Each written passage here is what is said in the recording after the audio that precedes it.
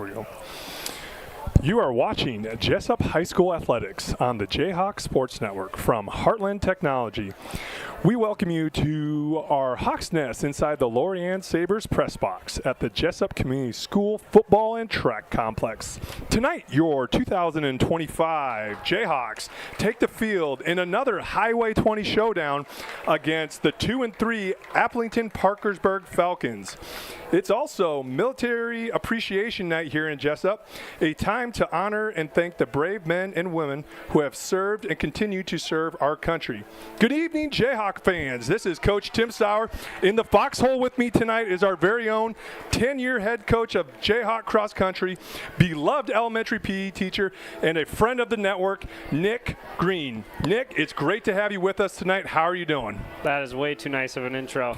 It is a beautiful night here in Jesup. We've been riding the 85 degrees all week. I think it peaked at about 88, 89 today, but starting to cool off. We've got a little AC/DC playing. We've got a nice little crowd starting to build as the game's 10 minutes away and ready to roll. Yeah, as people start coming in here tonight at halftime, we have the mini cheer clinic. I know yesterday, kind of talking to Coach Nolan and some of the other cheerleaders, over 100 kids came to the cheer clinic at the end of school yesterday and practicing in the jack. And just a great opportunity to practice those skills and for Coach Nolan to continue to build the program like she has over these last couple of years. And it's great to see the participation in the younger groups, and they get to showcase it here tonight, Coach Green. I think one of the neatest things we have in Jesup is our community recreation program, but also the significance that a Coach Nolan and other coaches put on the youth development, just offering opportunities. I think that's what we're all here for, is the opportunities. We got 100 cheerleaders. We had 55 youth runners the other day for a cross-country race, probably 90 to 100 that showed up on the day.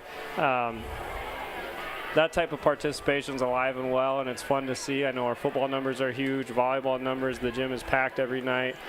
So it's great to see an active community and ready to roll here on the high school level tonight. Yeah, you talk about the active participation that we end up seeing from our youth. One thing that I've noticed, this year we're down to Class 1A for football, and when I talk enrollment with people, I always talk about the football classification, because that's the simplest thing for me to talk about. And man, our rec programs are literally exploding with all the opportunities, and it's great to see what that's going to provide here in the future and see what our classifications are going to be here in 5, 7, 9, 10 years. And as yourself, you're going to have someone in the program here in the next couple of years with Jack, and I'm going to have my two boys in some rec programs coming up, and just an absolute privilege to be a part of this. Well, you're part of this community. I don't live in this community. You're here enough. You can be a part of it. Yep. I'm not an outsider, but just the ability to do so. And Jayhawks running up here on the track, and they're meeting in the end zone, and they're getting ready to run through the sign that says Cage the Falcons. One thing special, if you didn't catch our pregame show with Coach McMartin, tonight is Military Appreciation Night. So you see the Jayhawks donning, this is not a mistake, black and yellow jerseys. That is provided by the National Guard. They're traveling jerseys. And a great opportunity for us to honor our military, and with some just kind of a fun one-off here with some jerseys provided by the National Guard. Absolutely, why not? The National Guard does a great job of visiting our school. They offer a ton of opportunities for our high school kids, whether it be the activities in the classroom, in PE class, or just overall attention to a future career that some of our kids might take up. I know we currently have at least 4 that I can think of that were graduated last year in just finishing their first responsibilities of boot camp and that type of commitment. And it's just great to see that type of opportunity, and the National Guard does a great job for us here in Jesup. And coming up next, facing the 50 Stars and 13 Bars, is going to be the national anthem.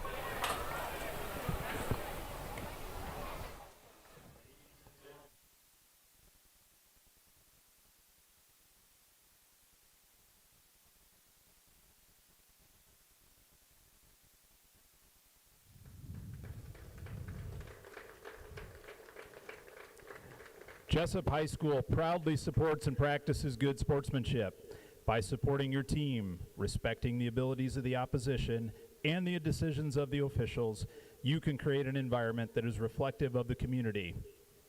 Be a class act. Be a good sport. Be a winner in the game of sportsmanship. A special thank you tonight to the National Guard for providing tonight's uniforms.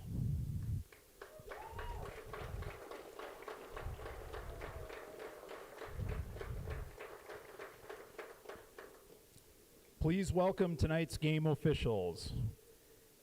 Andy Hofer, Mason Rudin, Kyle Ganzen, Michael Elsinger, Dusty Burning.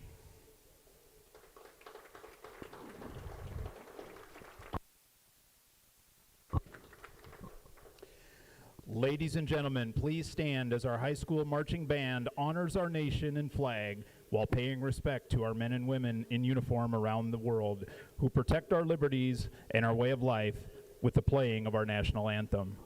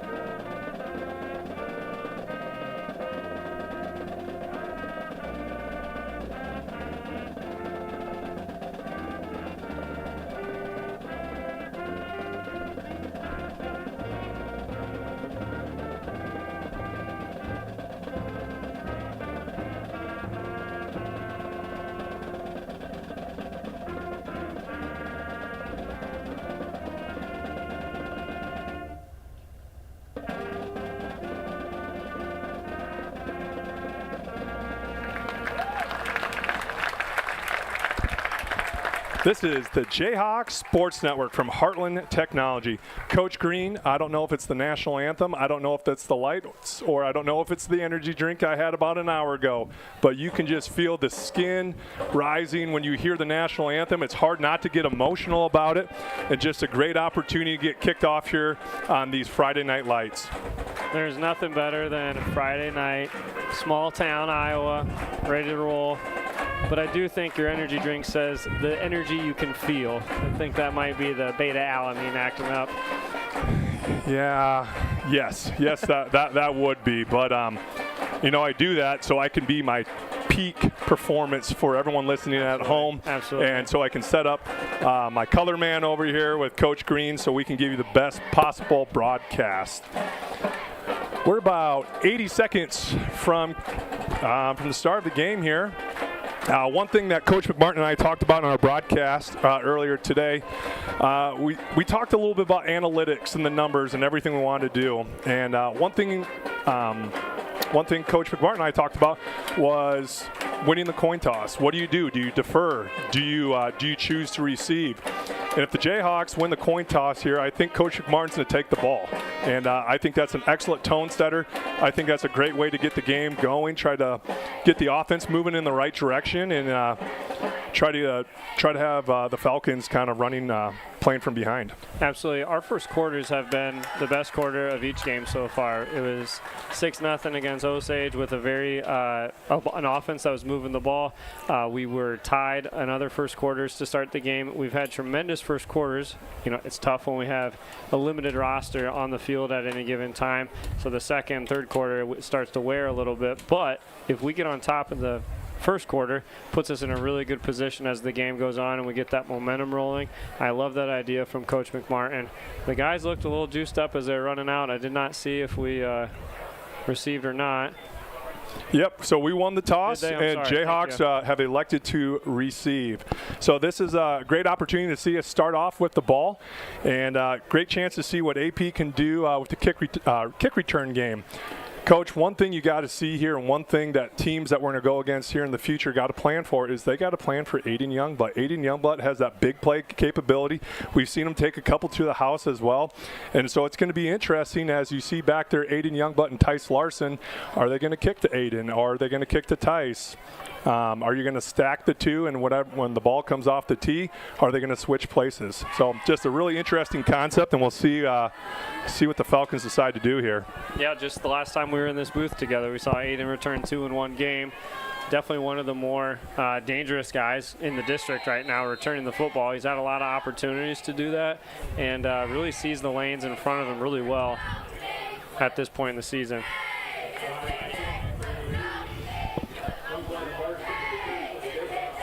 Kicking for the Falcons is going to be Cooper Mulder. And there's the kick, fielded shortly by Aiden Youngblood. Aiden Youngblood shuds a tackle and then tripped up by number 59, which is the kicker, Cooper Mulder. So great chance for the Jayhawks to take over on the, let's see where 36, 37? Yeah, we'll call it the 36-yard line. It'll be interesting to see what Coach McMartin decides to do here with trying to set the tone offensively here for the Jayhawks. You know, he hinted in the office this morning at a few plays he might like to try. First play of the game. We'll see what it looks like. Reese under center. Motion by the tailback, empty for the Jayhawks. And, a strong run, quarterback run game trying to get started here. And it looks like with the forward lean, 2 yards? Close to the 40. Close to the 40. That stick moved. Yep. Yep. We'll call it the 37-yard line, and it's 2nd down and 8 here for the Jayhawks.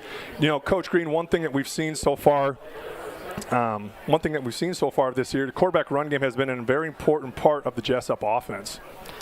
Yeah, it's really important for us to set the tone with Reese in the run game as an extension of Pint in the backfield. And then it's going to open up the rollout capabilities, and it's going to open up, hopefully, some lanes for Pint and a little deception later on. Haggerty motion to the wide side of the field. Reverse out, handoff to Pint, and tackled for about no gain. Yeah, that's one thing Coach McMartin, I guess, was talking in the war room. Maybe try to change some of the, not the reads, but trying to change the lens that he's trying to give Reese. So, you know, this sophomore quarterback, we've had sophomore quarterbacks start and had very successful careers here for the Jayhawks, but continue to try to elevate his game. 3rd and 8, gun for the Jayhawks. Reese rolls out right. Looking at his reads, and a catch. A first down by Tice Larson. Great throw. Incredibly patient by Reese back there. He didn't get hurried. He didn't rush. A lot of times that's easy when you're already on the rollout. I'm just going to run, get 5, but we needed 8, right? We needed the first down. Great job for Tice finding that soft spot in the zone defense that we're seeing from AP. You know, we talked a lot about those passing columns today during school and finding that open Tube. We call those tubes. All right, trip set to the wide side of the field. Jayhawks in the gun. Quick pass, now screen out to the outside. One tackle bounces off and fall forward for about 3 or 4 yards and caught by, once again, Gavin Cherry with the catch. Nice grab by Gavin. Now that's going to be a soft spot in the zone if they are off in cover 4 back there with the corner sitting back. That quick hit, especially to some of our athletes in space, is going to be important. Very excellent job there by Gavin and Reese. You know, one thing Coach kind of talked about, and we've been able to see with the film study, is a cover 4 set and a soft shell. So see if the Jayhawks can pick that apart as we get going. Motion by Tice. Tice looking, blocked by Bradley Pint. Tice looks, one tackle, runs through someone else and pushed out of bounds. Very close to a Jayhawk first down. Looking about, 2 yards short. 2 yards, a short 2. Really like what I'm seeing so far from the Jayhawks here. Getting Tice, one of the most explosive athletes that we have, getting the ball and getting his hands on the ball early on, getting someone like Bradley Pint out in front to block. Jayhawks under center, reverse handoff. And 1, 2, 3 Falcons. have to bring down Bradley Pint for another Jayhawk first down. Coach Green, fun fact for you. Do you know what you call a group of Falcons? I'm going to guess a gaggle, but that sounds too soft if you're a Falcon. Yeah, I think it's a kettle. A kettle. A kettle, so we're going to say a kettle. That's a little tougher than a gaggle. A little bit. Yeah. So a kettle of Falcons on the tackle here. Jayhawks with another first down, 1st and 10, 38-yard line. 2 wide receivers set towards the AP sideline. Slow motion here by Haggerty. Looks like a counter. Bradley, 3-4 yards before he's met by the first Falcon. And the Jayhawks, looks like they're doing a great job of establishing the line of scrimmage. First contact for the running back is maybe 3-4 yards down the field instead of being met at the line of scrimmage. I love the variation that we have right now. Shotgun, under center, shotgun, under center. We saw that 2 weeks ago. It felt like Columbus was varied in their approach, and it wasn't. You could not anticipate exactly what they were going to do just by the different formations, and we're doing the same thing right now. Reeves under center, 2 wide receivers set towards AP. Another handoff to Bradley Pint, 1 tackle, 2, 3, 4 Falcons in order to take him down. And I wonder if we're going to get a measurement here. It looks pretty close. Oh. Hey, moving the sticks. Moving the sticks. Quick call. Love it. Nice job. There was enough evidence there to show a first down. One thing analytically that a lot of teams sometimes look at is the third down conversion rate. And I know from these past couple games, the Jayhawks have kind of struggled to stay on the field third down. And right now, 3rd and short, Jayhawks are having the ability to move the ball. 1st and 10, 2 wide receivers set towards AP sideline. Fakes the handoff. Rees hit as he throws. Dang. If Rees just had, a little breakdown in protection there, if he just had another second, we talked about the quarterback timeline, another second to get to throw to what I believe was DeVore. Yep. DeVore, and Coach Green, if you want to talk about, passing tubes and everything in the cover 4 set, looks like there was maybe some type of mesh coming across 2 wide receivers, and there's going to be a soft spot there for the Jayhawks to try to attack. DeVore was kind of on that drag route, a little late developing to getting open, but there's that soft spot when you're and attempted pass. Trying to backwards, correct? Ooh, I don't know. That was pretty close. Yeah, they called it a lateral. They did. Son of a gun. So, once again, that cover 4. So cover 4, that means you're going to have your 2 corners, free safety and strong safety, usually 8-9 yards off the line of scrimmage. So Jayhawks trying to attack that soft spot or the apex or the outer space right now. And what you just saw, instead of that being a forward pass, they considered it a lateral. So that ended up moving the Jayhawks back for a loss of 5 or 6 yards as their face. We got to move here. 6 seconds on the clock. Coach McBarton, I don't know if the play came in a little bit slower. Ball was positioned on the right hash. We huddled on the left hash. Probably lost a second or 2 there. Tough. I know it took a little bit to get the play when we were all of a sudden back 5 yards from what they thought the play prior to. Yeah, so. And that's tough sometimes. Sometimes as a coach, you want clarification of what happened. The ball's on the other hash. You huddle up on the opposite hash. Play call changes from 3rd and 10 to 3rd and 15. Yeah, exactly. You've got to look into your cover 4 beaters. What's good for 3rd and 10, 3rd and long. And then before you know it, your play clock's running down, and then you're like, hey, I don't like this look. Let's go ahead and get this changed so we can keep some momentum going forward. A lot of stuff that we've seen on film this week is AP will go cover 4, so they'll hang their secondary a little bit further back, which kind of makes sense here, Green. What we're going to see, you can live with some underneath stuff, especially in this situation. Maybe if you're Jesup, you try to throw it underneath, get 7-8 yards, make it a little bit more 4th and manageable. I would think we're out of field goal range, but we'll see how close that we can get here on this 3rd and 15 on the 38-yard line. Jesup in the gun. Motion by Tice. Fake handoff. Quarterback run game. Rees, 1, 2, 3. Fighting for every extra yard. Great play call. And that's so important. One thing when we talk about football here, Coach, when you see that motion, you can see a lot. Does the outside linebacker run with the inside linebacker? That's going to tell you that's a man coverage. If nobody shifts, that's going to tell you that's going to stay in some type of zone or has the potential to maybe they have a check that goes with it. Commonly, not to overload you, you're looking like a quarter half type situation. That's it. Coach McGuire talked this morning about some of the pre-read RPOs that you can do with that motion. If they commit to the motion, we know we can run. If they do not commit to the motion, you know you have a pass option as well. Oh. Pick it up and move. Nope. So Jayhawks drop back, looking for something a little bit downfield. Play took a little bit to develop. Reese is hit, fumbled, and then picked up by a Jayhawk. And ladies and gentlemen, I believe Reese is in some pain right now with his arm, elbow, shoulder. We'll get a prognosis maybe up in the booth here in a little bit. But injury timeout right here for the Jayhawks as AP takes over with the ball, 1st and 10 at the 40-yard line. Coach Green, Military Appreciation Night.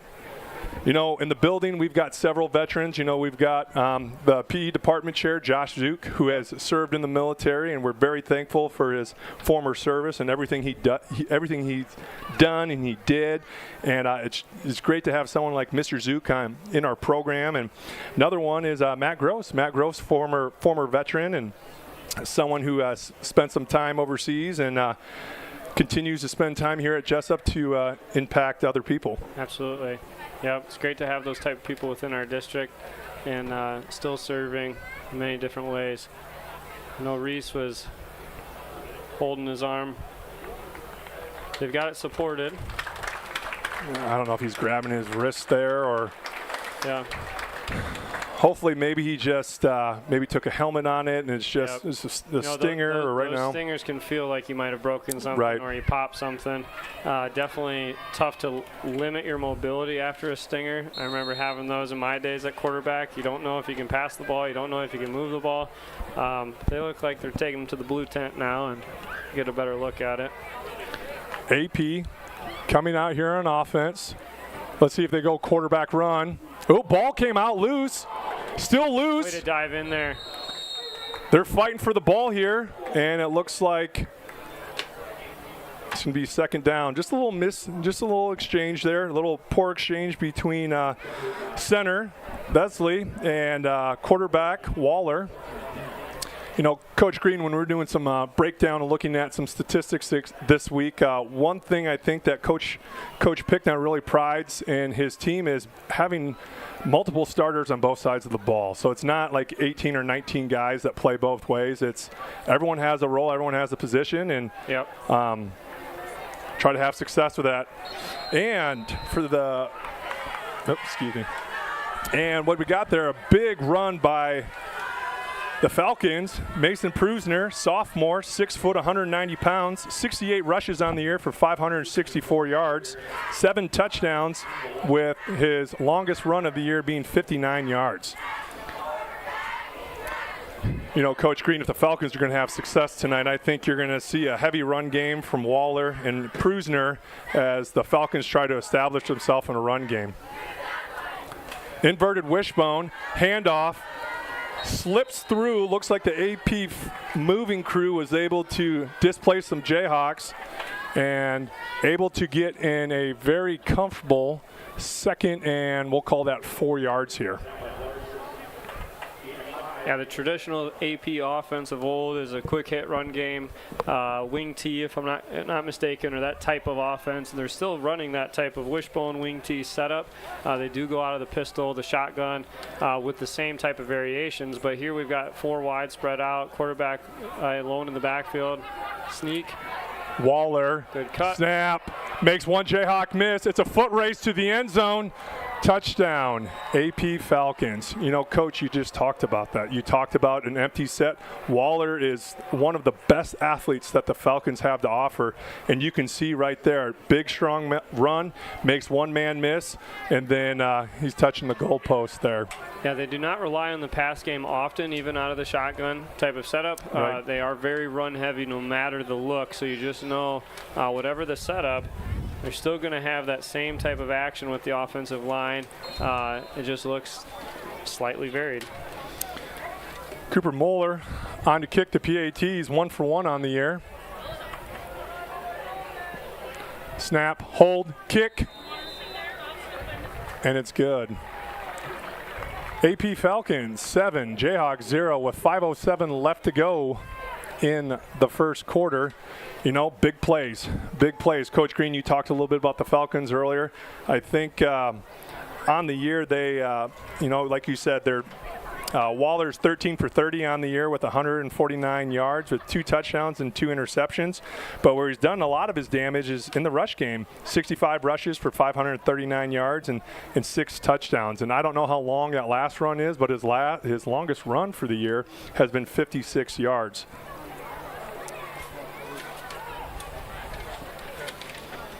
Great opportunity to see what the Jayhawks will come out here. No update yet on Reese or if we're going to see Haggerty out there at quarterback. I've been there before where your quarterback gets injured and, your quarterback only gets a handful of snaps. Your starting quarterback obviously gets majority of the snaps during practice, and then your backup, that's hard to, you say backup at the 1A level.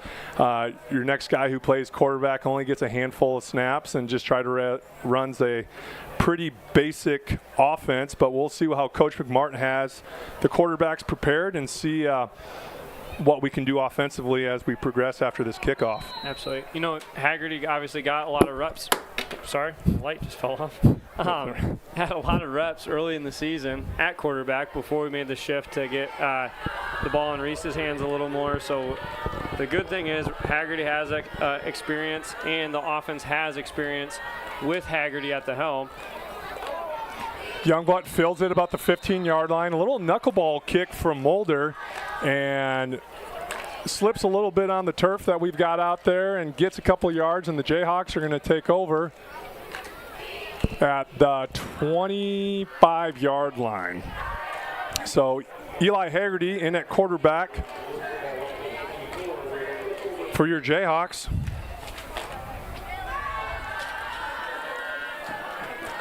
Looks like the Falcons are playing a little bit tighter now, trying to see if the Jayhawk offense can take them over the top. Haggerty in the gun and handoff. What looks for no gain, maybe 1 yard, minus 1 yard on the rush from Bradley Pine.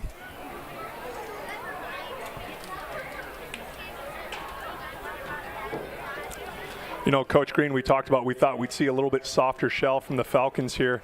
Right now, we see them closer to the line of scrimmage. I don't know if that's a cover 1 look. I don't know if that's a man-to-man look, but I think they're gonna try to test us vertically and see if we can try to take the top off the defense. Right. That's been kind of the scouting report against us right now is can we stretch the field? Can we get our athletes over the top? Quick hitter out to the Jesup sideline for Tice Larson. Nice zip by the quarterback, Eli Haggerty, and it looks like it just got us back to the original line of scrimmage, and Jayhawks are looking at a 3rd and 10 from the 24-yard line with just about 4 minutes to go left in the first quarter. Haggerty in the gun, 2 wide receivers set towards AP sideline. Haggerty drops, looks, steps up in the pocket. A little bit of a knuckleball. I don't know if that got tipped at the line of scrimmage. No. Okay. And they're going to say it hit the ground first.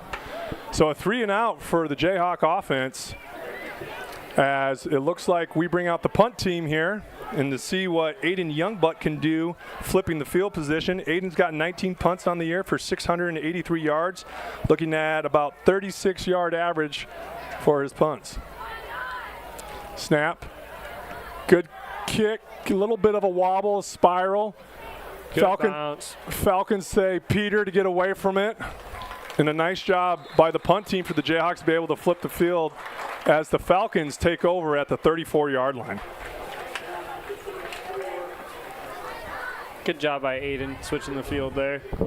Good to get him on the other side of their 40. And that's special teams is the 3rd phase of the game, right? And you got to be able to practice that. Coach DeSouza, we've talked about every single week, does a really nice job of coaching up his squad and being able to talk about the proper way to kick, which way that we should try to kick it away from the person who's trying to return. And it's going to hopefully by flipping that field here, the Jayhawks kind of have it tuned in a little bit more on defense. It'll be great to see how we can stop the Falcons' big play ability. Inverted wishbone from the Falcons and a false start. And a false start by your Jayhawks. Coach, we've seen it. We've seen the snap count used in our favor, and right there, I know the boys up front are pretty eager to try to get a hit on Waller or anybody else. Prusner carrying the ball, and looks like we were just a little too giddy up front there. It's one of the advantages that AP has with this offense. Once their center gets there, he waits, he's got his hand on the ball, and then once they are set, they are pretty quick to go, which lends itself to those quick hard counts. Inverted wishbone just a little bit closer this time. Reverse handout. And I thought Waller had the ball for a second, and it looked like great initial contact by Reed Barco, 51. Reed Barco with that hit, and it got Prusner maybe a yard or two, and now AP's looking at 2nd and 4. Reed Barco, just, I can't say enough about him. Just blue collar, lunch pail, hard hat type of guy, and it's really great to see him come out here and really kind of buckle up his chin strap and come out and do a great job of holding his own out there. He works his butt off every day in the weight room in the PE class, our performance PE during the day. Prusner with another run. Jayhawks made contact, couldn't sustain it, and it looks like a first down here for the Falcons as they take over with the ball at the 46-yard line. Prusner sounds like a bruiser. So far, proving true. Great hard runner right there. 1st and 10 for the Falcons. Staying in that inverted wishbone. Handoff again. Significant gain by number 32, which would be Eberhardt, sophomore, 5'9", 170 pounds. He's another rusher for the Falcons with 29 rushes on the year for 132 yards and 1 touchdown. Falcons take the clock down to under 2 minutes, 2nd and 3 on the 47-yard line. Center, far wide receivers come out of the huddle. Motion, fake handoff, back to Prusner. Initial contact made by the Jayhawks, and then Prusner falls forward for what is another Falcon first down. Now, I do like the initial contact that we're having right now. The Falcons are doing a nice job with the yak. The yards after contact have been huge for them. We have contact within a yard of the line of scrimmage, but we're not rallying to it, or it's not a big enough first hit where their backs are doing a nice job withstanding those blows. Just under 90 seconds in the first quarter. Ball at the 43. Inverted wishbone once again. Fake toss. Waller with the carry. And another 5-yard gain. That's one thing Coach and I talked about on the pregame show. We talked about you want to have success in 1A football, you got to be able to run the ball. And you also got to be able to stop the run too. And right now, through our study, we can see that this is the identity of the Falcons. There's no quick huddle. They are quick once they get set and everything. Not like some of the old Falcon football, but right. Snap, down, go. Yep. Right. And it looks to be another false start here on the Jayhawks. I don't think there was enough there for any type of cadence. I just think it looked like Reed Barco was just super giddy to get in there and try to make a play.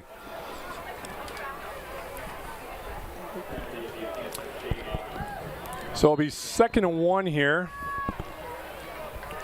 Your Jayhawks down 7-0. See if the Falcons come out in that inverted wishbone again. Another quarterback run by Waller. There we go. Looks like an initial great surge by the Jayhawks, and Waller kept his feet moving. Forward progress going to be close. Yeah, that went from a tackle for loss to a negative rush, and that was a really great job by Waller to be able to keep moving and falling forward, which are all great coaching cues for any of the young Jayhawks listening at home. And it looks like with that run play, the Falcons are going to take it into the second quarter. AP 7, Jayhawks 0. One thing that I always like to look at is how many total plays. Zach Knutson always sends me updates, quarter breakdowns, and sometimes how many total plays you run in a game and comparing that as a metric isn't always a great metric to look at, because if you go 3 and out all the time, or if you're able to score after a couple plays, you may run 40 plays, but you scored 40 points. So right now it looks like the Jayhawks, first series did a nice job moving the ball. Second series they went 3 and out, so maybe they've only run about 10 plays in that first quarter, and AP probably closer to 20 plays. Oh, just got an update here from Zach Knutson.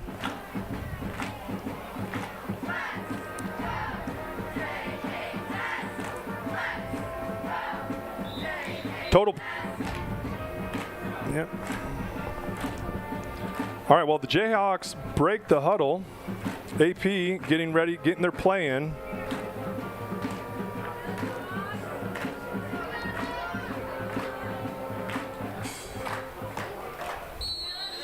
All right, second quarter is going to start off a fresh 12 here for the Falcons and the Jayhawks. 3rd and 1 on the 34-yard line. Looks like a sniffer right behind the guard and tackle. I formation, handoff, Prusner. Ball came out, stripped by the big boys up front. Let's go. And that's a Jesup. That's Jesup's ball. Hey, we had the initial contact. Yep. We saw the back in the backfield. We had initial contact. Love the hand on the ball. Love to see it. Really, really great job from the Jayhawks. Prusner having some success running the ball, and we're looking at maybe 30, 40 snaps so far, and that's a lot for high school kids to play in the first quarter, and Jayhawks were able to capitalize here. Haggerty in the gun, 2 wide receivers set towards the AP sideline. Haggerty looks for a blocker, goes upfield, and he's met by a kettle of Falcons 7 yards downfield. So, we talked a little bit about Reese and his ability for the quarterback run game, and don't miss as much with Haggerty so far, being able to duplicate some of that success that we've had in the past with some of our quarterback run game as well. Yeah, no, he's a great athlete. We know he has a ton of value at H-back, but he also has a ton of value at quarterback for us. And the game plan doesn't have to change a ton. You're not going to see as many rollouts and sprint outs with Haggerty as you are Reese, but we're still going to be able to feed Pint. We're going to be able to get the ball outside. Let's convert here on this 3rd and 1 and keep the ball in our hands for as long as we can here. That'd be huge to eat up some clock and add some plays to our play count as we can move the ball down the field. Hey, one thing I really like seeing, the big boys up front, the Jesup moving crew don't get a lot of love. Andrew Devlin taking his man and getting him 7 yards downfield. That's what you love to see with the Hogs up front, and that's a great opportunity. See what momentum the Jayhawks can get here on 3rd and 2 yards on the 40-yard line. Ball. We're on it. Shoot. Didn't see if it was just the snap just kind of didn't get all the way back, if it hit one of our Jayhawks. And Coach, you kind of talked about it here, maybe being a potential situation where we could try to get a first down, and the Jayhawks kind of stumble out of the gate off getting a turnover, and it looks like it's going to be 4th and 4 from the 37-yard line, and the Jayhawks are in the punt formation.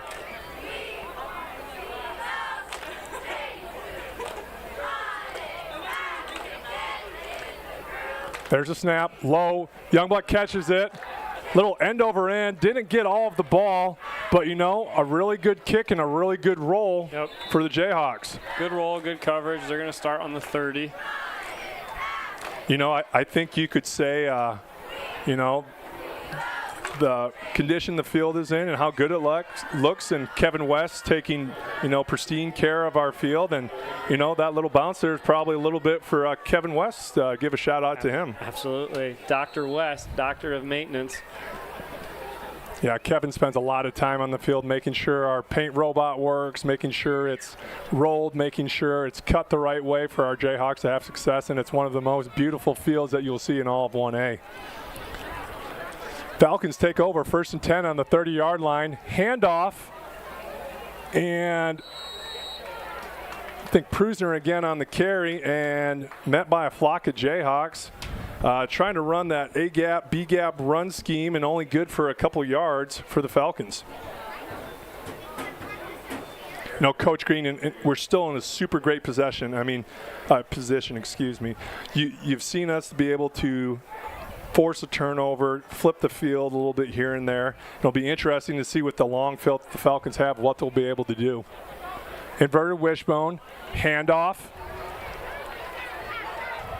Prusner met by, I think, Reed Barco 5-6 yards downfield, and that's good enough for a Falcon first down. Aiden Youngblood runs the alley there pretty well. You'd like to see that read a little sooner and come and meet him closer. Right. You can't meet him in the gap. You can't meet him in the hole. But in the safety position, does a good job getting second contact there and wrapping up, helping us stop the play right there. That limits the big play potential when you have your safety running the alley and knowing where the ball is at, because that's easy on that spin reverse out. If he's got his eyes in the backfield too much, he's not doing his job. But that was a good job by Aiden, good job by Reed. Here we go with the carry outside. Oh, really, really great job by the Falcons here. Tyson trying to get, and it's a foot race, and Waller scores. Coach Green, what I was going to say there, you could see almost it looked like Prusner and Waller were fighting for that ball, and that's a really great job between the mesh, the handoff between the quarterback and running back. You're looking at your read, looks like they're reading the defensive end on the backside. He crashes, they're fighting for it, Waller pulls it out, and I don't know if anyone got a hand on him. If they did, it was just a two-hand touch toss. Yeah, that type of handoff is not a passive act. That's a very aggressive. You have to be engaged on both sides. It has to look like you're fighting for it if you're going to sell it, just like the Falcons did, and they executed well there. You know all about the mesh, right? I do. Playing quarterback and how important it is to carry out your fakes. Ride. Look at your tackle read, your end read. And the Falcons miss the PAT. Falcons 13, Jayhawks 0, 8:44 left to go in the second quarter. And, there was decent pressure up front by the Jayhawks there, and I think Mulder just missed it. I think he just got a little too much English on the ball and just went outside the right upright. Hey, we will take any break we can get right now. We get our biggest weapon on the field, Aiden Youngblood, back to receive. Seemingly still gets all the kickoffs kicked in his direction, but AP does seem to favor the squib type of game right here with the kickoff approach. Definitely worked on their second attempt, third attempt receiving it on the 35. You'd like to start a lot of drives on the 35 if you can. But we'll see what they get here. Going from the left hash to kick off. And so you want to talk about kickoff strategy and everything. So I'm imagining that they're going to have maybe 4 guys on one side, 6 on the other. Strategically here, what you're probably looking to do is try to kick it to the short side to try to eliminate the massive humanity that you might be running into there.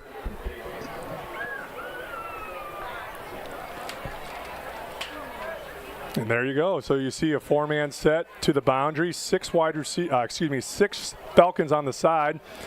Run, high booming kick right to Aiden. Aiden looks, runs to the opposite hash. 1 blocker, 2. There we go! Aiden Youngblood! Turn on the burners! The 10! The 5, touchdown, Jayhawks, and Coach Green. That's the burst these Jayhawks needed right here. The grass is clean. There is no laundry on the field. There is 6 points on the scoreboard. We get our PAT, Haley Gengler, on the field. Haggerty to hold. Love to see it. Most dangerous guy in 1A football right now to receive kicks. That is 3 on the year. Love to see it. Jayhawks, great job blocking up front. Way to find the alley and get up to speed. 10 yards into this having the ball in his hands. He was up to full speed, ready to move. He's going to be great in the 100, 200 this spring. I can't wait to see what he does in the spring. And love that. If we could get some next-gen stats out here, it'd be interesting to see how many miles per hour. I've got him in strength class, and he's routinely up to about 19 miles per hour. And he's not running in a straight line on the football field, but pretty darn close. With pads on, I wouldn't be surprised. Who knows? He is firing on all cylinders and seeing the field incredibly well. That is exactly what we need as a quick score. Haley Gengler with the kick. Love it. Shout out Haley Gengler. She made the field goal that was all the difference against Union in the fresh soft game a week ago. Jayhawks ended up winning by 3. Haley booted in a 27-yard field goal that ended up being the 3-point difference for the Jayhawks fresh soft team against a Union squad that was good to see a win for our younger groups. And great job, Haley. Talk about another person, shows up in the weight room, does a great job. Soccer player, football player. We have a middle school girls wrestling program starting up this year. If she was in middle school, I would put her in the lineup as well. Just a tough kid, and does a great job working on her craft with Coach D'Souza. That started in the summer, getting recruited in the hallways and in the weight room. And talk about special teams. Coach D'Souza, that is his specialty. Yes. That is what he's done. He's a journeyman. He's been with Union, Vinton, Waverly, Shell Rock, now with the Jayhawks with his grandsons in the program. And what a gift to have someone that wants to specialize and focus on such a tough area of the game. But so far we've seen some of our biggest plays this year on special teams. We've seen a ton of creativity. Mm-hmm. And he's seen it all. He's done it all. But what a great person to have in our corner and fire up the Jayhawks here at home with that big score. Yeah, with 8:31 left to go in the second quarter, Jayhawks 7, Falcons 13. Great response. Excellent response to the Jayhawks. Sometimes you can feel after 2 or 3 scores, you feel the game's kind of getting out of grasp. And this, you should have seen the crowd erupt after the run and Gangler's kick. And a great opportunity here for the Jayhawks to kind of get back to some of the basics and resettle and try to stop this Falcon offense. Tice Larson here on the kick. Tice 9 kickoffs for 177 yards this year. Here's the boom. Ooh, nice little soccer-style kick. Bounces, retrieved at the 10-yard line. Good pursuit. Nice open field tackle. Great tackle. That's Drew Munson. Drew Munson. Right? Man, I don't know much about wrestling, but that looks like a wrestler making a tackle out there. The Jayhawks in the IA Wrestle way too early rankings. Coming in third, Drew Munson, definitely a part of that squad that's going to push the Jayhawks to hopefully a trophy contention type of season, definitely a dual contention type of season. And what an asset to have another body flying down the field. He's a high hurdler in the spring. That type of athleticism at about 220 right now is pretty impressive. A lot of fast twitch on that young man. All right, Falcons. Falcons trying to slow down that aggressive defensive line for Jesup, and it looks like we got to kind of settle our guns a little bit here and not try to pull out of the holster too soon. And an offsides here by the Jayhawks, which is set up for the Falcons for a first and 5, which looks like to be on the 20-yard line. 8 minutes and 26 seconds left to go here in the second quarter. Falcons come out, inverted wishbone, quick snap, Prusner. And Jayhawks having a nice little push. Not much to gain at the first, at the line of scrimmage, yard or 2. But hey, you still see a lot of fight here from the Jayhawks, and as the game goes on and the grind of the game, and people talk about how running backs get stronger as the game goes on, and it's going to be super important for our Jayhawks to rally to the ball. I like what we've done with the interior run game. We're doing a nice job in between the tackles. The danger here is when they decide to bounce it outside or when they counter, reverse out, and attack our ends and our corners. That's where they've seen the most success right now, is getting to the second level by running outside. Second time out for AP, correct? Yeah. That's their first. That's their first. End of the quarter got me earlier. Second timeout collectively. Coach, you talk about the run game. Between the guards, I think we have a really formidable front, and that we have a really tough front 7, right? Where a lot of teams start to struggle is off tackle, or the weak side B gap. And you can see that when you go with the fake handoff, the reverse out, and everyone tries to get the reads, and then everyone's trying to make a play. You slip out the backside, and then you've been able to see AP be able to score on that so far. So we'll see what Coach Sullivan has in his bag of tricks to get our Jayhawks lined up and to get us moving to kind of stiffen up our defense here and be able to see if we can get the Falcons to punt.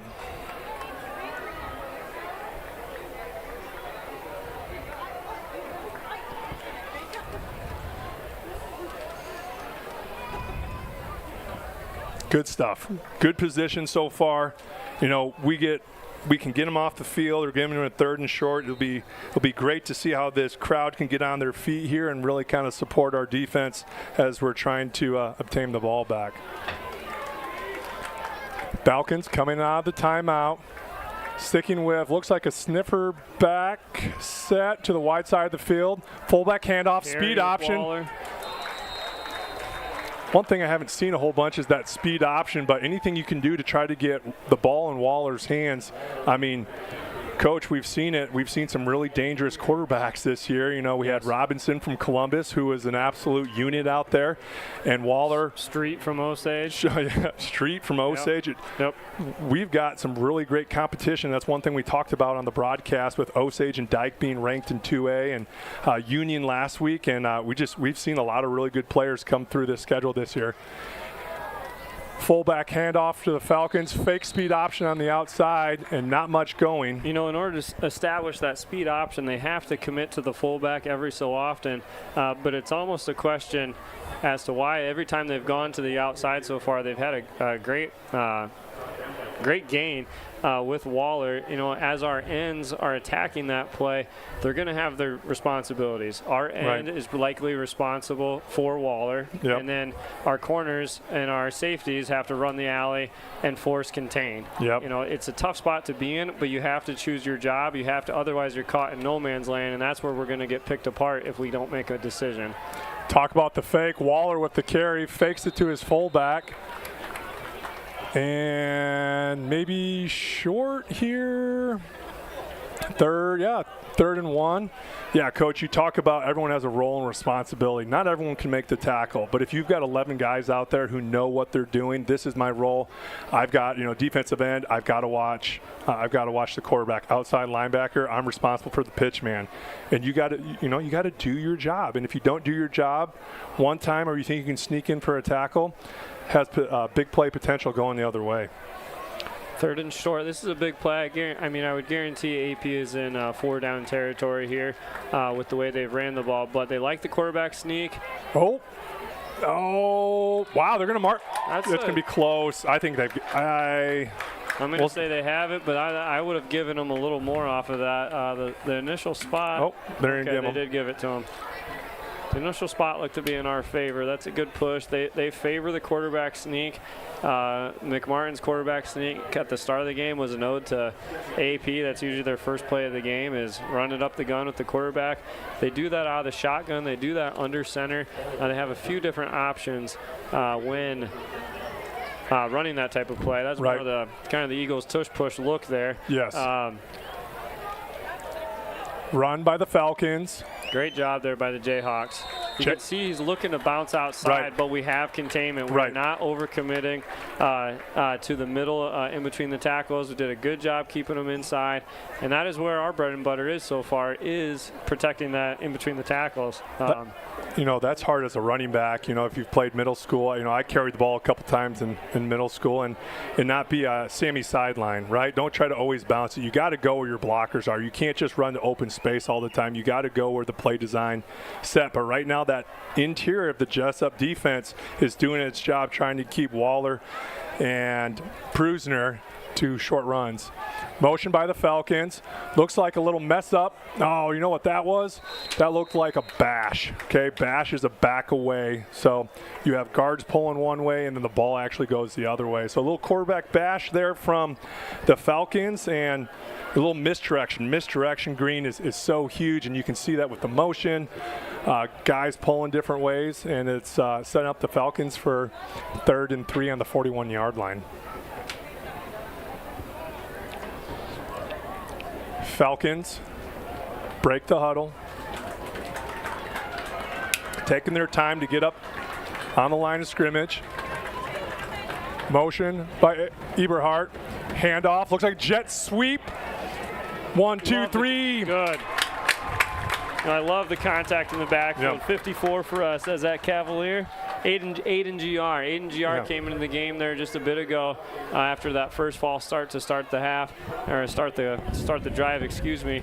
And to force a 4th and 3 is huge right here. You know, they look like they're running a play and they're going to run something. I wouldn't be surprised if it's their patented quarterback sneak. It's 4th and 4, excuse me. Also, their speed option has been one of their bigger plays to the outside. Anything's kind of on the table here with their yards to gain. Falcons looking to make a statement. Drop back to pass from our first one. Pressure looks. Great coverage, Max DeVore.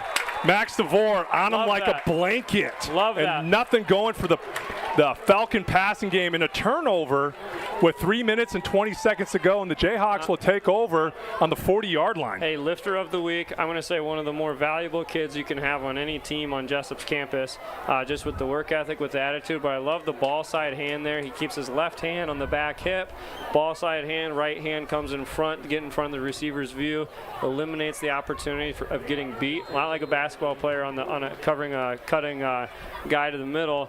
Got to get your ball side hand up. Max does a great job there. We get the ball on their side of the 50. Haggerty, handoff, and then tackled for looks like hopefully a no gain. Hopefully we didn't lose much. Looks like we lost a yard on the rush by number 5, Oscar Cole. Oscar Cole. That means we have Gavin Cherry at a different spot, possibly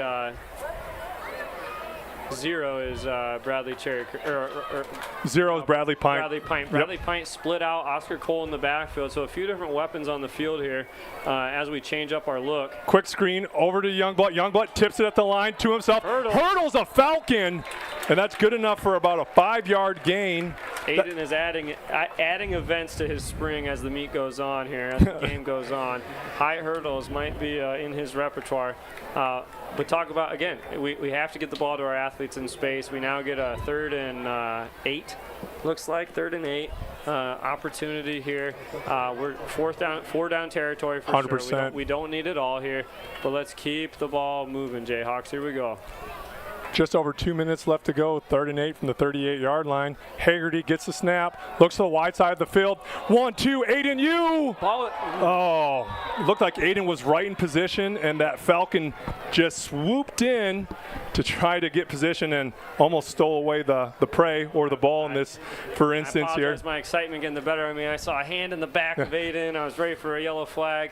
Good defense overall. I love seeing the Jayhawks spread the field. We have the athletes. As long as Haggerty gets the protection, I wouldn't be surprised if we see a little bit of that fun type of offense where we spread the field and see what Aiden can do. Definitely a higher vertical than the DBs covering him, and it's just a matter of pulling it in at that point. Yeah, so with that soft shell you saw, I know it's really tough when you have the corners and the safeties all about 10 yards downfield, and it's a very tight window to try to squeeze the ball in between the defender and the wide receiver, and Haggerty did a really nice job, put it in position where almost Aiden could almost get it. And you know, it's great to see the intermediate passing game from the Jayhawks, and not something that you really see from either team this season or much this game either. Just the last drive on 4th down was our first pass from Applington, and that's one of your first balls over 10 yards for the Jayhawks in a couple weeks, or one of few. We value the quick bubble, we value the quick hit with our athletes. But our line did a great job giving time. Yes. We see shotgun. Really great pass. See shotgun multiple times in a row. We started under center, moving to the shotgun look with athletes around the field. Haggerty looks again. Nice ball, and great looks catch. like We're getting the spot. Very nice spot by the sideline official there. Aiden caught it, carried back a yard or two almost, which you got to give him that ground underneath of him, correct? Is that what we're looking at? Yes. So I'm just looking here. So that soft spot in that cover 4 is right between the outside linebacker and the mic, and it looks like Aiden was able to bleed it a little bit further downfield, and that's a nice little pitch and catch here for the Jayhawks as the Jayhawk passing game's taking off here in the second quarter.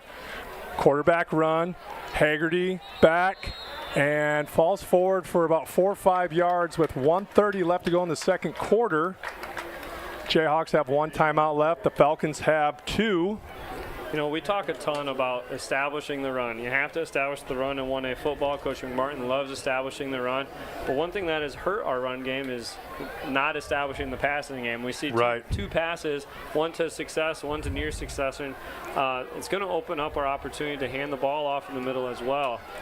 Handoff, Cole, bouncing off Falcons, and a super hard run by the Jayhawks as they get to about 3rd and 2, about 3rd and 4 as that clock continues to tick down. Jayhawks, maybe not a huge rush right now, but you're going to look at here, see if they can convert. It's not 3rd and 7, but look at 3rd and 3 here. I like what the Jayhawks are doing here, not giving a lot of time for the Falcons. Haggerty back, step, throw a little high. And it looked like that ball got a little bit away from him. Instead of going to maybe Tice, it looked like it split Aiden and Tice. I don't know if there's a little miscommunication on the route. And that Falcons will take the ball over on the 20-yard line with 29 seconds to go left in this second quarter. Sudden change is huge here. We have 29 seconds. The Falcons do have 2 timeouts, which is going to allow them up to 4 plays, I would think, depending on what they do. If they're running the ball, they're going to have to use their timeouts right away. They've shown that to be explosive in the run game. As long as we stay committed to our responsibilities here and can stop them these first 2 plays, I like our chances of getting away here without any points on the board. 1st and 10, Waller drops back, steps up in the pocket, doesn't like what he sees, and a sack for the Jayhawks. You know, Coach, looking up and down the statistics of the Jayhawks defense, you know, there's a lot of tackles through a lot of different guys and some pressure being applied up front.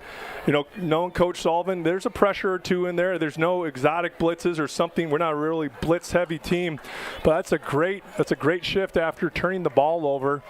And wow. Falcons taking that. Surprised the Falcons are taking it in half. I know they receive, but they've been so explosive with the ball. Their pass protection is not their strong suit. No. But hey, that's why I don't coach football. I coach cross country. But if it was me, I think I'd try to run 3 speed options. Yeah. First out to the other side, and then maybe throw it deep with 1 shot with your athletes. But hey, it helps us. It's a 1-score game. We've made our PAT. They've missed 1 of their 2. Love the idea that we can start second half with a ball game on our hands here at home. We got the big crowd provided by our youth cheerleaders and their families, and let's surprise some people within the district and put ourselves in the left column. Right now, at the end of the second quarter, your Jayhawks have 16 rushes. AP has 22. Jayhawks are 5 for 9 in passing, 5 completions, 9 attempts, and AP 0 for 1. Yeah. So we can probably expect that similar kind of offensive identity as we get going forward. AP having just a 1-score lead and see how they can continue to bleed the clock and still hold on to possession. As we're going to sign off here for a little bit, take a little break, and then we will be back to start off the third quarter.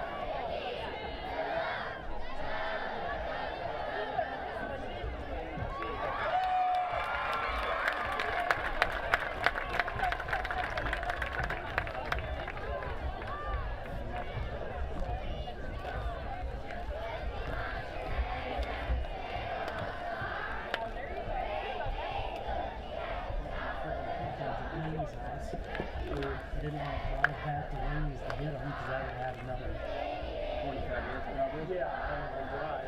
No.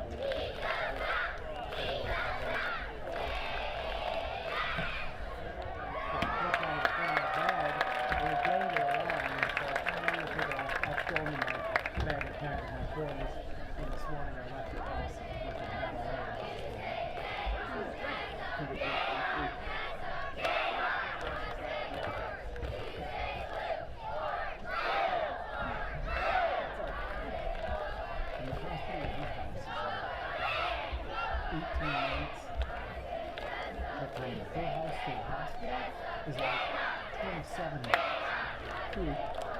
I have no idea, but it's for some reason it's quicker going out of town than it is going into town.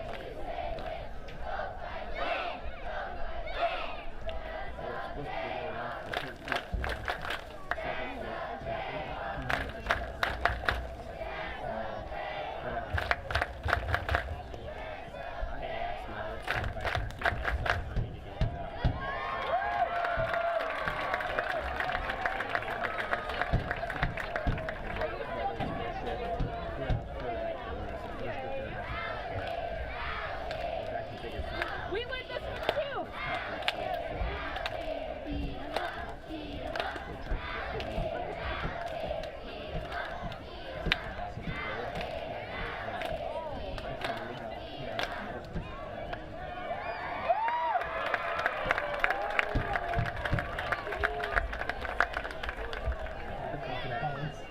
I know.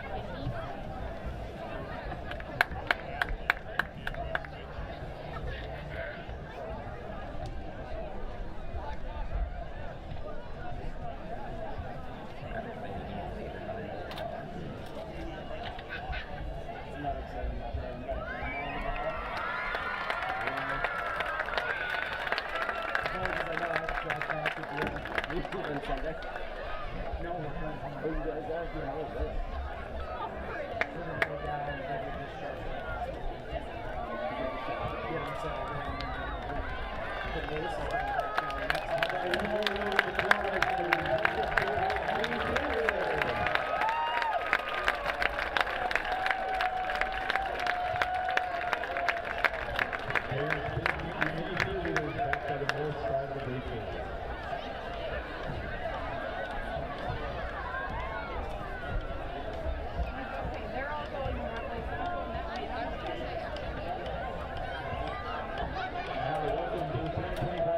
J-Hawks marching band halftime show conducted by ceremonies and student teachers perseverance.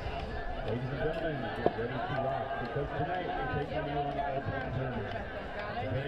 Power and pure fun brought to life on this very field. Tonight, these songs create more than a performance. Tonight, they create a journey. It's kicked off with raw motion, an unstoppable drive with the power of separate ways.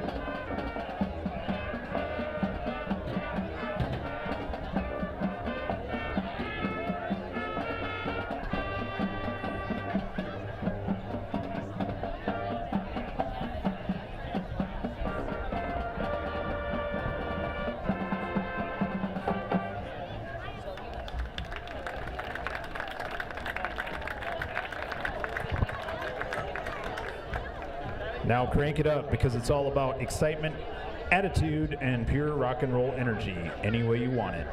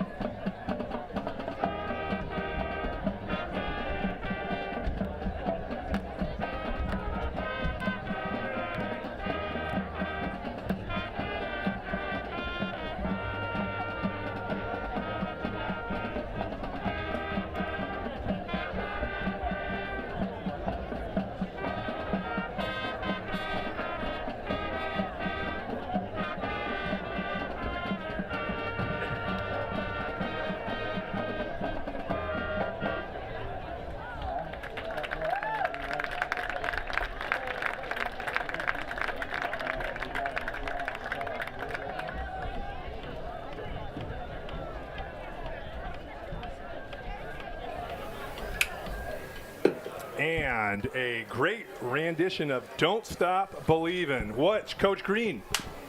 Right now what we see from the Jayhawks, they're believing. They are believing. Love to see it. Love to see the fight. Love the football players playing in the band there. I got Jason Anderson looking for a shout out right now. Trying to get on the headset. Sorry, I got cross country kids looking up here wanting to get on the call. But I love seeing the fight. We got the band going. We got the student section filling back up again. And we're ready to roll. Jayhawks are huddling up. AP's going through some halftime plyometrics, it looks like. And we're ready to roll for a second half. I know AP is going to receive. Yep. We receive to start the game. But a great opportunity. I know it's fun to start the second half with the ball, but what a great opportunity for our defense to reestablish what they were doing at the end of that first half.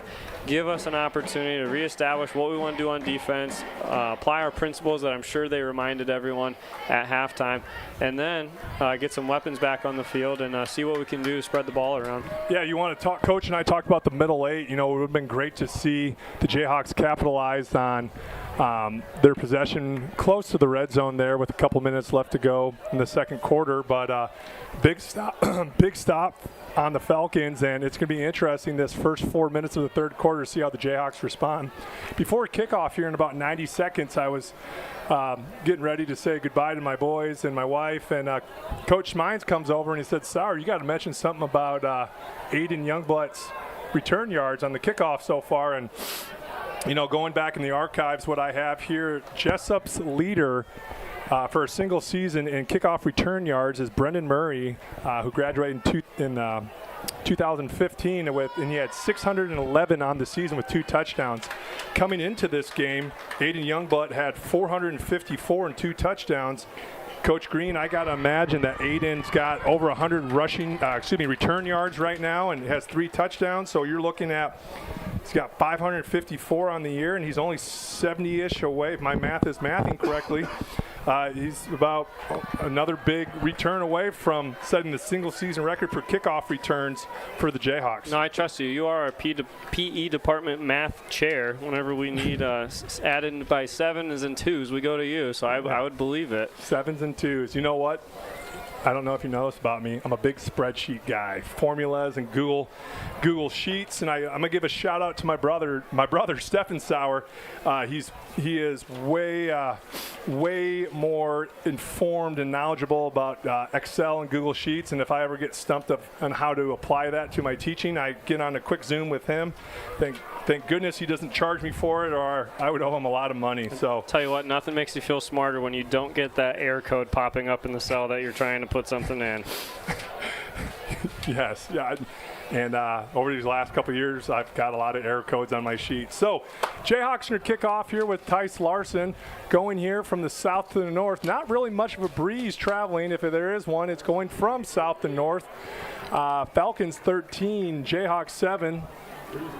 And great way to set the tone here. Back to return for the Falcons. You've got Prusner, who's been their main return guy this year, with one kickoff return for 15 yards. And what's the other number over there, Coach Green? My eyes aren't as good as they used to be. I see. I'm sorry, his number is covered up.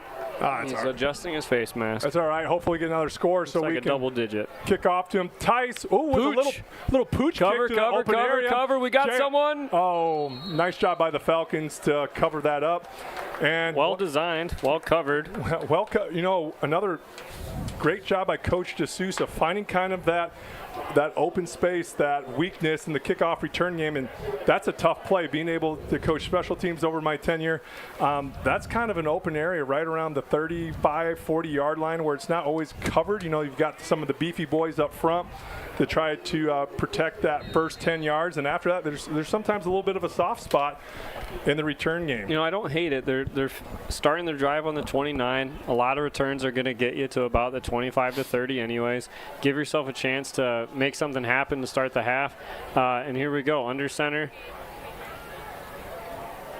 Fake handoff going back up to Prusner. Prusner falls forward before he's met by a flock of Jayhawks for about a 4-yard gain. You know, AP trying to establish a run like they did this first quarter, once again running into the teeth of the Jesup defense. And, you know, we got to be patient here. You know, we saw some pre-snap penalties to start off in the first half. We saw some of that first, second quarter. And now we're going to see if AP is going to lull us to sleep with the inside run game and maybe reverse out and try to hit off tackle again.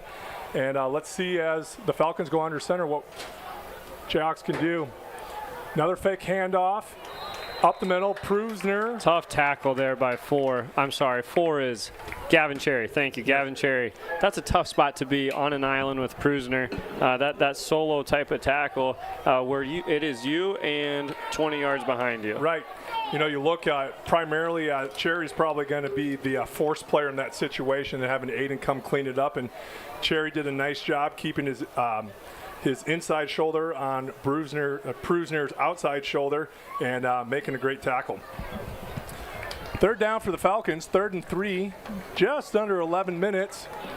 Getting the feet moving for the Jesup crowd. Another handoff, great and absolutely tattooed by the Jayhawk defensive line. Andrew Devlin, I think, starting the surge. And a 3, you know, I got to think the Falcons are going to punt here. Love that. I want to give a shout out to Nick Tempest hustling off the field. 72 was a big number that I saw posted up on that tackle as well. You know, Tempest boys, they anchor down the middle of that whenever they're out there. And what a great job on it. Pivotal 3rd down. 4th and 4. Interesting punt setup by the Falcons. Waller super short. Oh, he gets all of it, but not in the right way. And a Jayhawk bounce as it goes back 7, 8 yards. And only netting 10 yards, goes 7 yards past the first down. Jayhawks get the ball at the 45-yard line in Falcon territory. Coach, the middle 8, the first four here of the 3rd quarter, as we're at 9 minutes and 58 seconds. Jayhawks take over 1st and 10 on the 45-yard line. Hagerty still in at quarterback. No update on Reese. 2 wide receivers set to the Falcons sideline. Handoff. Ooh, I don't know if we had Butterfingers before that. Jayhawks held onto the ball for no gain. You know, we have a tremendous booster club. They do a tremendous job with our concession stands. I don't think we were eating popcorn at halftime. Nope. But that's what it looked like. Way to secure it. Way to grab it. 2nd and 10 on the 45. New start here. Here we go. Jesup breaks the huddle. 2 wide receivers set into the boundary. Sniffer to the left. Pistol formation. Motion ties to the wide side of the field. Quarter check. Quarterback run game. Hagerty protection breaks down. And a TFL for the Falcons. You know, that is one of those pre-read RPOs that McMartin talked about. It's going to be watching that motion go to the right. Yep. If they commit to it, if they don't, we know that the quarterback up the middle is an option. That's something that they worked on this week in practice. Unfortunately, they committed more guys to the box than we could account for. And in the end, the opposite read was probably needed there. But that's one thing we looked at, especially with our quarterback's athleticism, whether it be Reese or Hagerty. 2-by-2 set. Hagerty drops back. Doesn't like what he sees. Steps up in the pocket. 1 defender, 2. Met by 3 Falcons. And gets a pretty good lick put on him. And Jayhawks not much doing on this drive. 4th and 12 on the 45-yard line. And it looks like the Jayhawks here are going to punt and try to pin the Falcons deep. Yeah, big coverage sack by the Falcons there. They were draped over our receivers. We had Larson in the flat with no one near, but that was a tough throw by the time our protection had allowed the Falcons some penetration. Yes. Snap, kick. Looks like a directional kick towards the sideline. And a nice bounce for the Jacks. Don't pick it up just yet. Let it take a Jesup bounce. Good. Little coffin corner kick there by Aiden Youngblood. Man, what such a weapon on the special teams, being able to give the big play potential and then get it inside the 10-yard line. You know what, Coach Green? Falcons, I wouldn't be surprised if you saw a quarterback run to try to get them outside the 10-yard line here for the Falcons. Limit your variables, limit the things that can go wrong, keep it in Waller's hand.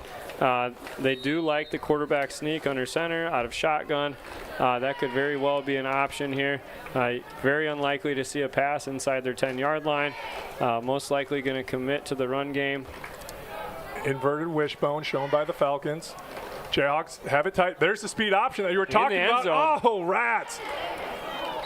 And Prusner shaking off a couple defenders.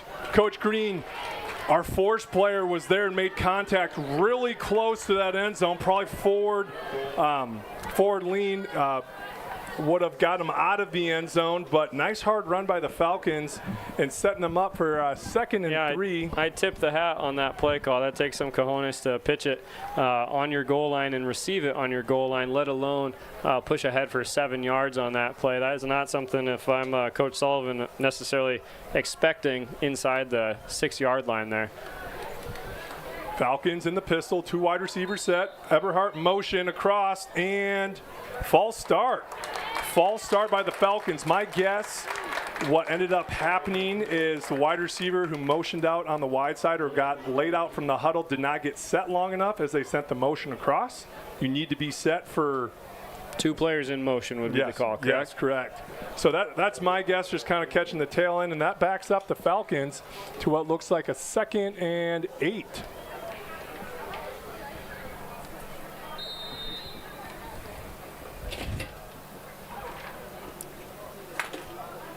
Tough. It's tough. There's, when you're backed up like this, there's only a handful of play calls that you feel super confident with. And as that time starts to tick underneath, it's set 7:51, play clock at 8 seconds here. You see some action from our linebackers committing to the line of scrimmage. Nice tackle by Tice Larson to probably save a huge gain, if not a touchdown, for the Falcons. You see right now here for Jesup's defense, they're pinning their ears back. They're trying to be super aggressive, not catch any blocks, deliver the first blow, and it's nice. It's a high risk, high reward, right? I would say so. Yeah. When you commit your guys, we're committing 8 to the box there, but when you're committing to the blitz, you're committing A gap, B gap. And then if they get past that level, the second level is aiding Youngblood, and then it's to the end zone. So that is out, handoff, and 6 Jayhawks there. If we can keep with the initial contact and getting hats on the ball, we're going to have success with that. The danger is growing up in the wing T offense, the only time we had success was if we got to that second level when people were overcommitting. And that's a similar type of offense we're seeing out of the wishbone set. If they can get past the second level when we're committing to those gaps, they're going to see a lot more success. Looks like the Jayhawks have those helmets buckled and biting down on the mouthpiece as we're ready to fight in the trenches here. 2nd and 9 on the 18-yard line. Reverse. Jayhawks right there, and a big hit delivered by AGR. AGR staying home, doing his job. Yep, do your job. Nice job by setting the edge. If you see that jet sweep, AGR sits just like he did, and then you're looking for that backside end zone tackle, which is going to be a haul to run all the way across the field. AGR, patient, settled, and do your job. I love that. Famous North Carolina head football coach Bill Belichick, I believe, and Coach Joe Smines echo that all the time. 3rd and 12. Going to be about 6 minutes to go left in the third quarter.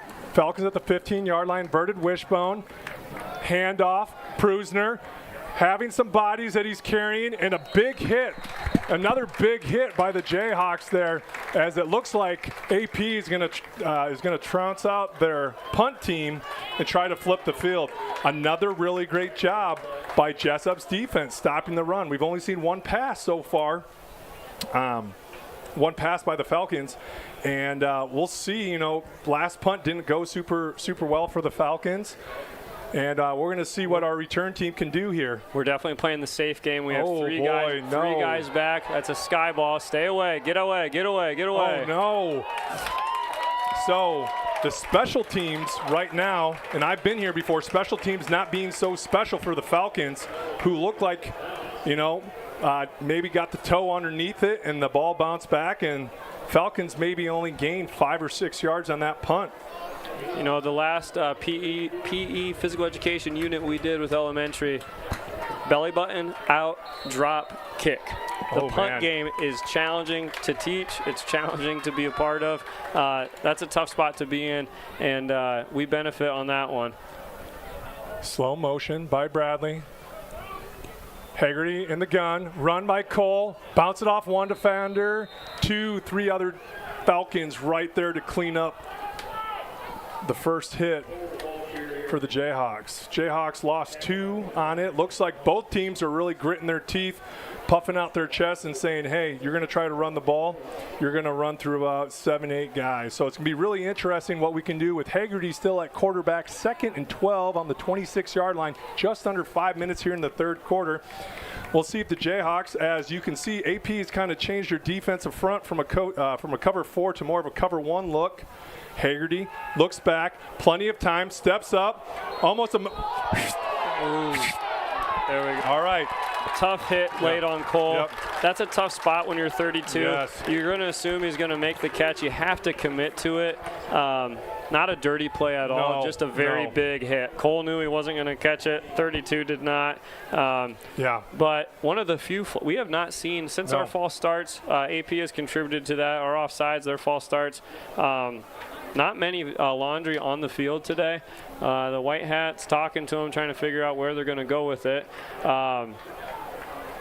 Looking down over at the sticks, we did have a tackle for loss. So that's where it should be applied from. I believe. Correct? Yeah. Or is that on the spot foul? I don't. Oh boy, I should do.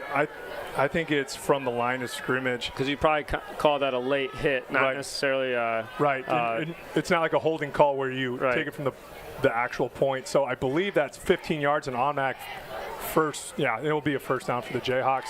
You know, we talked about those tubes that they're trying to attack. The flat is one of those open spaces if they're in that cover 4 soft zone, which we have attacked. Now we haven't been super active in the pass game, so you might see them creep up. You might see them apply more pressure closer to the line of scrimmage. And what gets really hard, too, you're in a cover 1. He's going to be man-to-man on the outside wide receiver. He's got to run with them, and that's usually open space for that running back. Jayhawks 1st and 10, 13-yard line.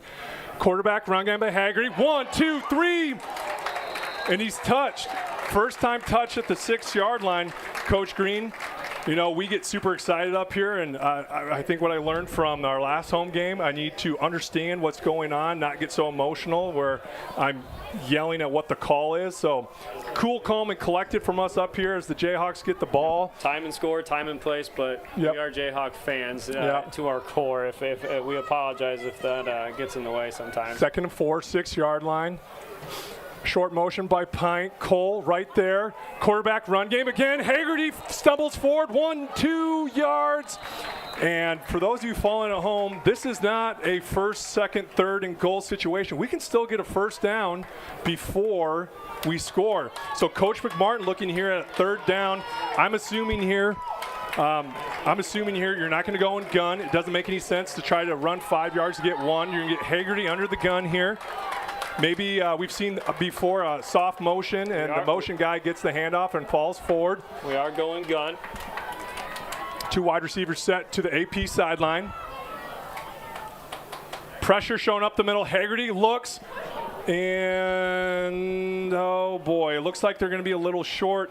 You know, you saw 9 guys for AP right in that box, and this is the hard part. Hard part about calling an offense when the field gets condensed. The point of offense is to constrict and to make the constrict and expand the box. And right now, when you're inside the 5-yard line, there's not much you can do unless you spread everybody out to try to lighten up the box. And I think here, with just under 3 minutes, 4th and 1 on the 5-yard line, I think Coach McMartin's going to call a timeout here. Yep. Timeout called by the Jayhawks. Coach McMartin looking at his play call sheet, talking over with his staff and see what the Jayhawks are going to run here. Coach Green, this is huge. You know, if you get it, it puts you tied, and then you bring out Gangler to try to have a kick. If you don't get it here, you know, AP once again is inside their own 10-yard line trying to establish their offensive identity and try to get out of this hole that they put themselves into in this 3rd quarter. Exactly. This is as big of a play as you're going to see in tonight's ball game. Definitely a swing type of possession here. You know, McMartin thought you could see potential for a hard count with the 4th and 1 situation. I like that. I would like that. You could see that coming out of the timeout with Coach McMartin talking them up and saying, we do not move, we do not flinch, we are going to get them. And if we don't, we're going on a touch count from Haggerty where he's got his hands under center, and once the center feels that tap, he's going to go. But they may look for the hard count, or Haggerty gets under center, touch and go without saying anything. Right. A little goose or something like that. Looks like the Jayhawks elect to go in the gun here. 2 wide receivers set to the Jesup sideline. 4th and 1 from the 5-yard line. Motion by Tice. Handoff. Tice evades one person. We have some troubles out to the outside. Tice looks like he gets. No official call. Looks like they're going to call him down. He didn't score, but it was enough. First down. It was enough for the Jayhawks to get a first down. Man, oh man, what a play by an athlete like Tice Larson to make that happen. That play was dead in the water, 5 yards in the backfield in the wrong direction. Tice scampers to the outside, made a man miss. Call him Sammy Sideline all you want, yeah. But that made the first down. I'm going to use that nickname the rest of my life. I love that. Yep. But what a move to make him miss. The old Nick Green sidestep and move to the outside, and we get a new set of downs inside the 4. Ready to commit. We need 4 yards. Gun. Cole looking for something. Finds a hole. Freshman. Touchdown, Jayhawks. And your Jayhawks have tied this up 13-13. 2 minutes and 31 seconds. You want to talk about the middle eight, Coach Green. It's been all Jayhawks this third quarter. And you can see it. This is a team, offensively, we've had our ups and downs, and right now this is a team. Oscar Cole with his first varsity touchdown, and an awesome opportunity for Haley Gangler to put on an exclamation point to an excellent drive offensively, great stops defensively. Good snap, good hold, kick, Gangler, and it's good. Love it, love it, love it. Look at the momentum, look at the sidelines. Look at that. We have to say, look at the black and yellow running around tonight because we're on under our armed services and National Guard. But we love seeing the blue and orange, and orange in the stands. Student section is rocking the camo tonight in honor of our military. And I see a bunch of our cross kids running up and down. We've got cheerleaders, we've got youth cheerleaders. Probably past all of their bedtimes by now at 8:30. I know Jack Green's out there somewhere. He's a night owl. But love to see it. We now have the lead on the home field with 2 minutes and 31 seconds to go in the third quarter, and a struggling AP offense. And our special teams have been the highlight tonight. Yes, and you want to talk about special teams.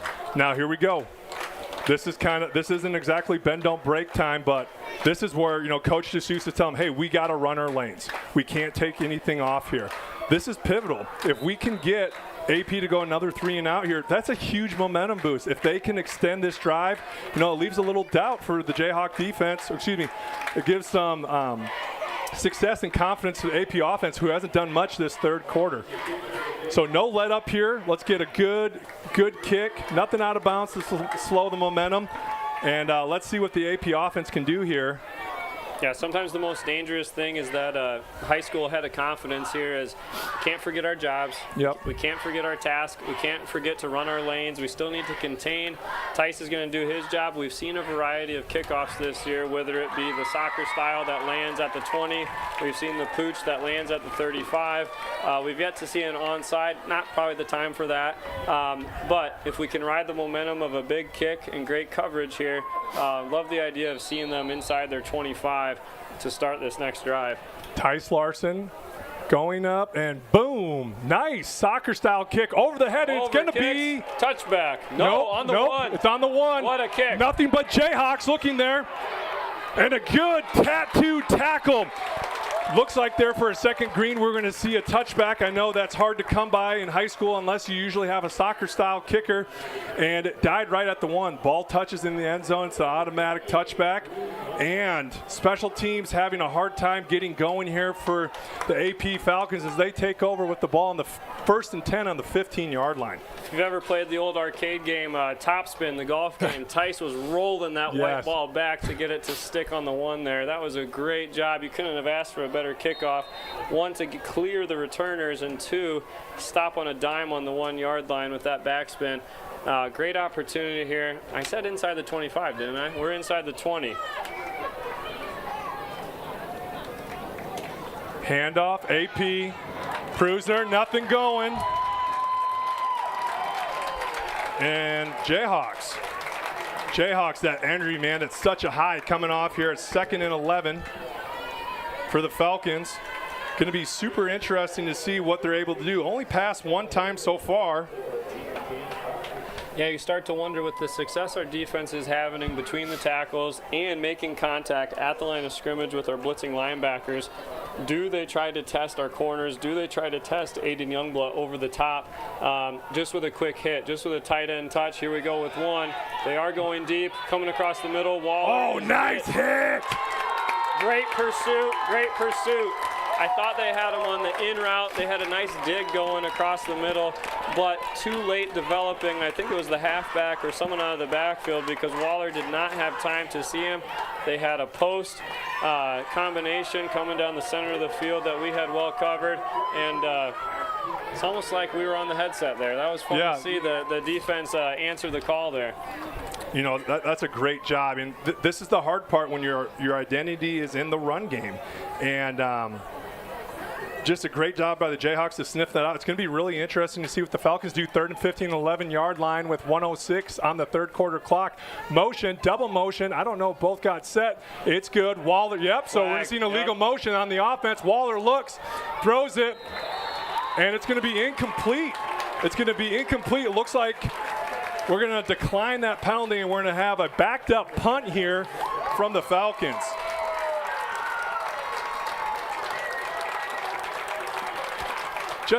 Dude, this is, sorry, Coach Green. Oh, Absolutely. boy. No, hey, what I saw, that with that motion, that put Gavin Bell in a tough spot. He's not normally a guy that's going to have to drop back in coverage. Right. You could see him motion out. Bell had to commit to him.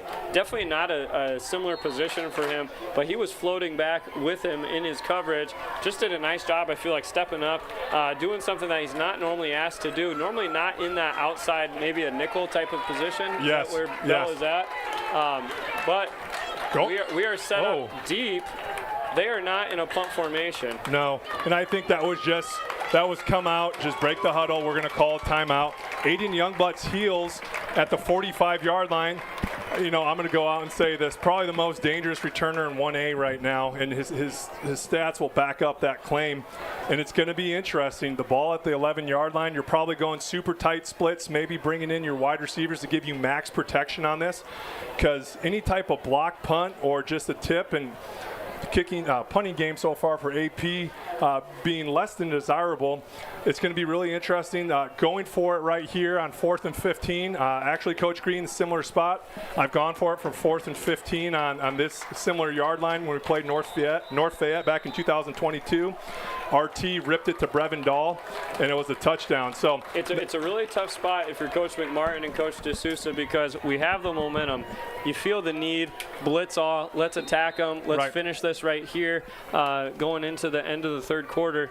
But you still need to understand there's more game to be played, right? We can't give up a first down on a trick play.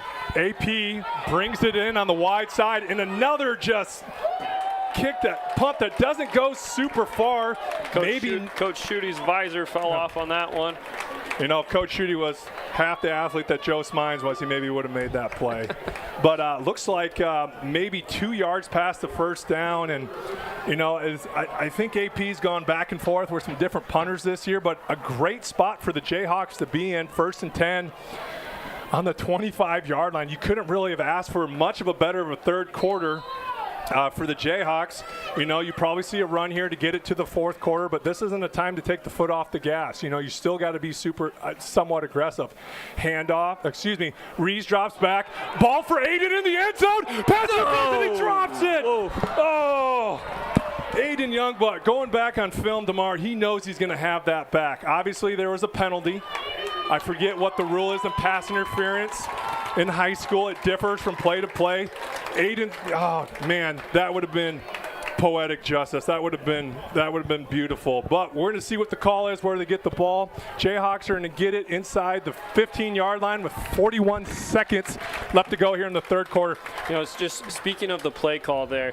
The punt game, the special teams, it's not sudden change. Sudden change comes from a fumble, from an interception. But the punt game, the way it's going for us and the way it's going for AP, it almost is like a sudden change where that momentum shifts. And to attack deep, sometimes that is when you're most vulnerable. comfortable. Your head is still in the last possession, and I love seeing that play call. What a fun play call for the Jayhawks to draw up. An amazing pass protection in a game where we have ran the ball primarily. Our pass protection has been great. Counter by the Jayhawks. Hagerty takes it, calls his own number. I'm just kidding. He didn't call his own number. What you look for is a little misdirection there, right? Ride, take it, defensive end, slides down the line of scrimmage, and a run by the Jayhawks. And the play clock is greater than the game clock.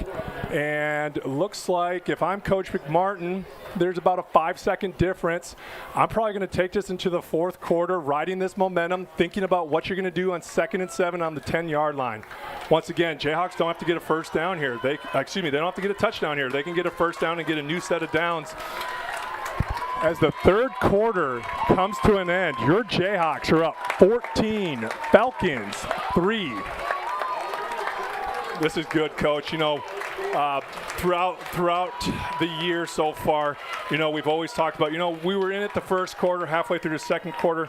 This entire game, there hasn't been any flinch from the Jayhawks. That's one thing Coach McMartin talks about is don't flinch. We're going to claw. We're going to fight. And I think coming into this game, you would say that it was probably a little bit more heavily favored on the Falcons, who are 2-3 on the year, and your Jayhawks, who are currently winless. It's great to see the Jayhawks in a position that we haven't seen a lot of this year, but a lot of on-the-job training with a whole bunch of young guys, Cherry, Pint, Hagerty, who doesn't have a lot of experience, Oscar Cole playing running back, and kind of leaning on those guys up front who have a little more snaps and are juniors and seniors, and great to see what the Jayhawks can do here. Yeah, big opportunity here, just being in the game into the fourth quarter. Now this is uncharted territory, so what do you do? Are you overexcited? Is your head in the game? Do you know your responsibility? If they can focus on that, focus on the task at hand, the next 7 yards is the next important goal, and we can make the game into a lot smaller segments instead of one 12-minute chunk. Yes. Need to make the game into the next 30 seconds. Hagerty in the gun, good snap, guys up front. Oh, Hagerty looks like he cut it back. Didn't like what you see up front. I thought AGR and the Jesup moving crew up front maybe had an edge, and then brings the Jayhawks to a 3rd and 7 on the 10-yard line with 11:40 left to go in the third quarter. Similar situation we had before the touchdown with Oscar Cole. We have the opportunity here to achieve a first down before going to 1st and goal, so we can get it 7 more yards to go. What's your play call when we have 2 plays here? Hagerty gun, play time, Aiden Youngblood scores! Touchdown Jayhawks! Love that play call. Aiden getting better with each rep. He knows the ball's likely going to be thrown to him. He's a great weapon across the middle, and just ate up the middle. Again, that zone coverage that we're talking about, those soft spots, they had to commit to the man there. Looked like 32 was committed. There was no one else behind him, so I have to assume they weren't in a zone coverage on the goal line. Exactly. Trying to protect against the drags, trying to protect against some of the quick hits on the outside. Snap, hold, kick, and it's good! Gangler! No. Oh, no. Wide. Sorry, everyone, to get your hopes up at home. Missed PAT from Gangler. Jayhawks 20, Falcons 13. Coach Green, you talked about what you saw defensively from the Falcons. When that box gets compressed like that, you can't run a zone. You can't sit in the end zone and wait for your guy to come to you. You're looking at some type of man pressure, not man pressure, but man coverage. And I think what gave the separation from Aiden is there's different types of releases you can use. And Aiden, fast twitch, bouncy type guy, he was able to get his defensive back out of phase, and he created enough space, which we've seen in some of the passing game already, and put the Jayhawks up by 7 points. Yeah, you really have to stay away from that zone coverage. Otherwise, it turns into football at recess, where you're just running around back and forth in the end zone. If your pass protection is there, you give them unlimited time. The danger of a press coverage in the man is Aiden takes 2 steps to the right, 3 hard to the left, and he's open. You know, that's a tough island to be on if you're 32 for AP. And we get to get our special teams back on the field, third aspect of the game. So far, Tice, we've seen a wide array of kicks we highlighted last time. The kick on the 1 yard line, the pooch kick to the 30, the the soccer style that lands on the 20. It'll be interesting. I see AP is back with their heels on the 10, where on the last one they were more committed to the 15. It'll be interesting what Tice attacks. Coach D'Souza likes to have them target certain areas of the field. When you have your kickoff right, kickoff left, you're going to go with different approaches. And here's an opportunity for us to keep the momentum going. Again, we're excited. The home crowd's behind us. Have to commit to your job. Have to remember what your job is. Larson with the kick. Boom. Line drive kick fielded by number 11 for the Falcons. In your lane, outside shoulder, missed tackle, and absolutely tattooed by Gavin Bell. Hey, that's at least 3 points with the new takedown. Yeah. Okay, it's no longer 2 from the stands. That's a 3 from Gavin Bell. Put him on his back. We're probably getting more points than 3. Okay, great tackle. DeVore got caught a little bit inside there, and Bell had to fill that containment alley and really help us out there without limiting them to staying on their side of the 35. Yeah, that's really tough. You got to fight for that outside shoulder, and if you try to duck your head inside and you get reached. Great job by Gavin Bell by switching lanes and be able to secure that tackle. I want the crowd yelling 3 when Gavin makes the tackle. I do. Let's see if we can start throw them up. All right, 11-15. Looks like another quarterback run. Falcons trying to start something. Not a lot of offensive snaps in the third quarter. Was that a simulated bad snap with the jump out of the backfield? Could have been. I did see that out of the corner of my eye, just trying to catch us napping. But, Coach Green, right now, these Jayhawks on defense are laser focused. We've seen a little bit of the pass game, so it'll be interesting to see if we can continue to get them in a different down and distance. But these Jayhawks are hungry. They're ready to sink their claws into anybody with the ball.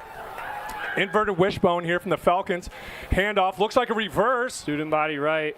Fumblerooski, number 67 with the ball, I believe. I got to go back to Huddle Fan. I wish I had a little bit more of instant replay. You could see a wall of humanity going to the right. Ball went to the left and came back to the wide side of the field. Gavin Allen, 6 foot, 190 senior, taking the ball around the right end. He is normally positioned at, is that the tackle that he's at? I believe so, Coach. Yes, Coach Green. And I'm going to tell you, one thing I saw on the stats is I believe he's ran the ball a couple other times, or there's been another offensive lineman who's run the ball. One of their guards, I apologize. Jayhawks within 5 yards, handoff, speed option game. Jayhawks sniff it out. And not much of a gain for the Falcon offense, as looks like they bottled up a little bit of that speed option game. Everyone's staying at home, doing their job, knowing their role. With just under 10 minutes to go here in the fourth quarter, Falcons trying to get, as they're in Jayhawk territory here, trying to inch closer to that goal line. Second and 9, 49-yard line, inverted wishbone, handoff, Prusner. Carrying a Jayhawk, looks like Gavin Bell tried to slow him down, in a first down for the Falcons. Coach, this is a little bit of what we saw in the first quarter, and we're taking some big hits right now. We're taking some big punches, and one thing we've been able to see from this Jesup defense, it's bend don't break, and as this game continues to wear on, we'll see if that aggression that the Jayhawk defense has had, it will continue. Handoff, Prusner, off tackle, weak off tackle run, and another big run for the Falcons. They're loving that type of counter action right now, where the halfback takes a step to the left, cuts right, quarterback's reversing out. The line's doing a nice job. Yep. Our linebackers are not able to commit as hard when you're going to faking to the left and you're coming back to the right. If we overcommit, we're going to be in the wrong gap pretty quick. Handoff from the Falcons. Prusner, man, he runs hard. We talk about this game keeps going on. He's running harder and harder, and it's, for a lot of our Jayhawks who play both ways, these plays, even though I don't think there's been a lot of plays in comparison to previous games, the intensity right now on both sides of the ball is absolutely through the roof. Yeah, we've seen where AP has put themselves into great positions all season. They're going to keep fighting, scratching, and clawing. Oh. Looks like we tried to have a little bit of pressure. We've got some of our guys clapping as if we drew a false start. Oh, there you go. We False did. start from AP. You know, was that Youngblood coming from the safety position on the fake blitz attempt, or was that one of our? I think it was a linebacker. Was it? Okay. It was a hard commit, just enough to issue the false start from AP and trigger them on that line.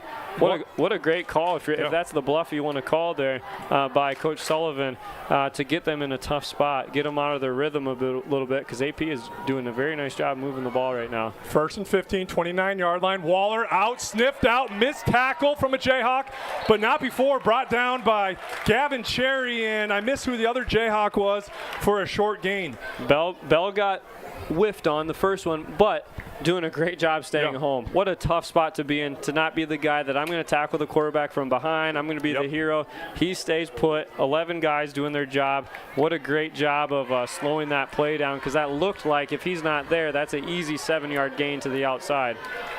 2nd and 15, 27-yard line. Pistol formation for the Falcons. Pass from Waller, steps up, looks 9-ball down the field. Youngblood, Tice in coverage. And like a glove, Gavin Cherry right there. Zero room to breathe for the Falcon receiver. Cherry and Youngblood, I stand corrected. Great coverage. That's a tough spot to be in when you're on an island if you're Cherry. You have to look for the ball. You can't make contact, but you also have to look back to show you're making a play on the ball, and he did all of them right there while in coverage. Youngblood over top as our safety valve. Not quite in the area to make a play on it, but definitely able to be there if something came up. You'd like to see him commit a little more to that, as that was the only action on that side of the field. But they're in another passing down, but they've had success running the ball. Speed option shown by the Falcons and snuffed out by the Jayhawk defense. You know, Coach, you talk a little bit about that. Andrew Devlin, senior Andrew Devlin with the looking like he's at the rodeo, grabbing by the jersey there. You know, Coach, you talk about that window and that safety valve. That's a short window when you're looking for the 9-ball, especially when you're seeing cover 1 and cover 3. And if you can't hit that window, you know, you're looking at that free safety playing center field. And sometimes, you know, you got to put it right where they're not. But the Jayhawks here. They've got a play call run in here. 4th and 17, 8 seconds left to go on the play clock, 6:48 on the game clock. Waller with the snap, drops back, doesn't look what he sees on the short side, scrambles, Jayhawk there. Oh no! Another missed tackle, and a huge run. You could see that. You could see it. Waller didn't like what he seen. Took up, tried to wait till the last minute, and then there was no Jayhawk within the last 8 to 10 yards, and you know, a really great play for the Falcons. Not a great defensive. Seemingly by accident when they were looking deep. Our coverage is where they need to be. But when you commit everyone to coverage and we get caught up in the line of scrimmage, a great athlete like that makes a play. Wing back, handoff, snuffed out. Nothing going for the Jayhawk defense with the stop. You know, 1st and goal. Now 2nd and goal from the 2-yard line. 6 minutes left to go in the 4th quarter.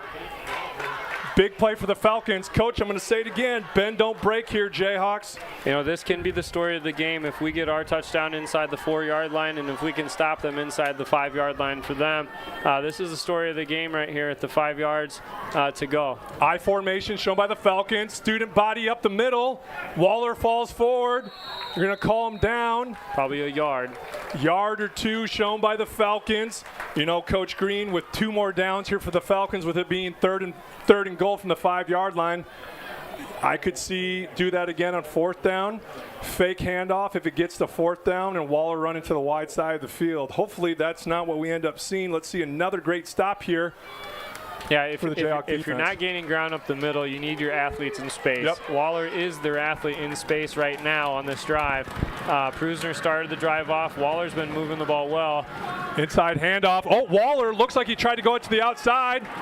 And Coach, 4th down, 4th and goal, 5 minutes just under the clock. So, Coach, here we go. I personally would like a rollout here, try to go the wide side of the field. Yeah, I think you stay away from the boundary. I think you stay 100%. away from the pass game, just with the level of success that has been shown tonight by AP. right now up the middle has not been favorable for them. I agree. I think the rollout, I think a fake counter with Waller in space, unless they surprise us, but I think that's something we'll see, if not the quarterback sneak up the middle. I formation, handoff, Prusner, touchdown. No signal. Yep. Touchdown.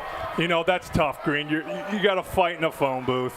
And, you know, eventually you just got a wall of humanity, and you can line up however you want to, and, you know, it's like pushing a sled out there, and you can only stop it so many times.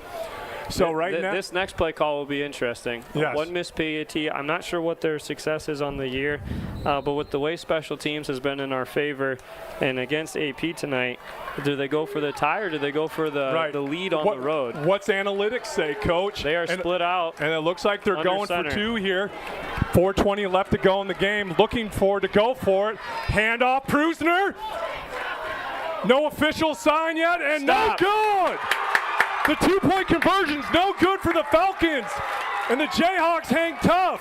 That is 5 plays inside the 5-yard line with 4 stops, one resulting in a touchdown. But gosh, that stop might be bigger than the first ones. That is huge to get the ball back here.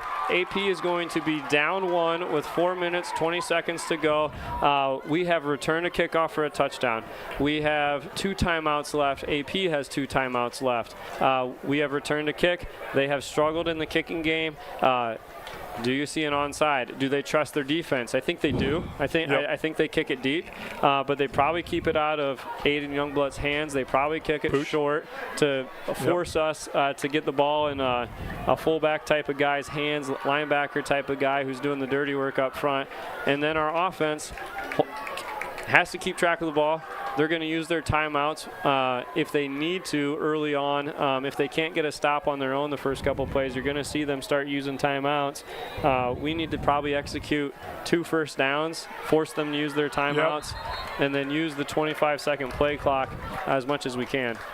Do you trust your offense or do you trust your defense more in this situation? And that's not for us to decide. Right. So it's going to be interesting to see what the Falcons do.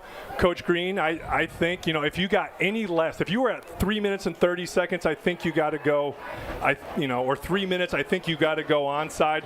4 minutes, you know, we see this here again on the hash. You're going to see 4 guys into the boundary, 6 to the wide side.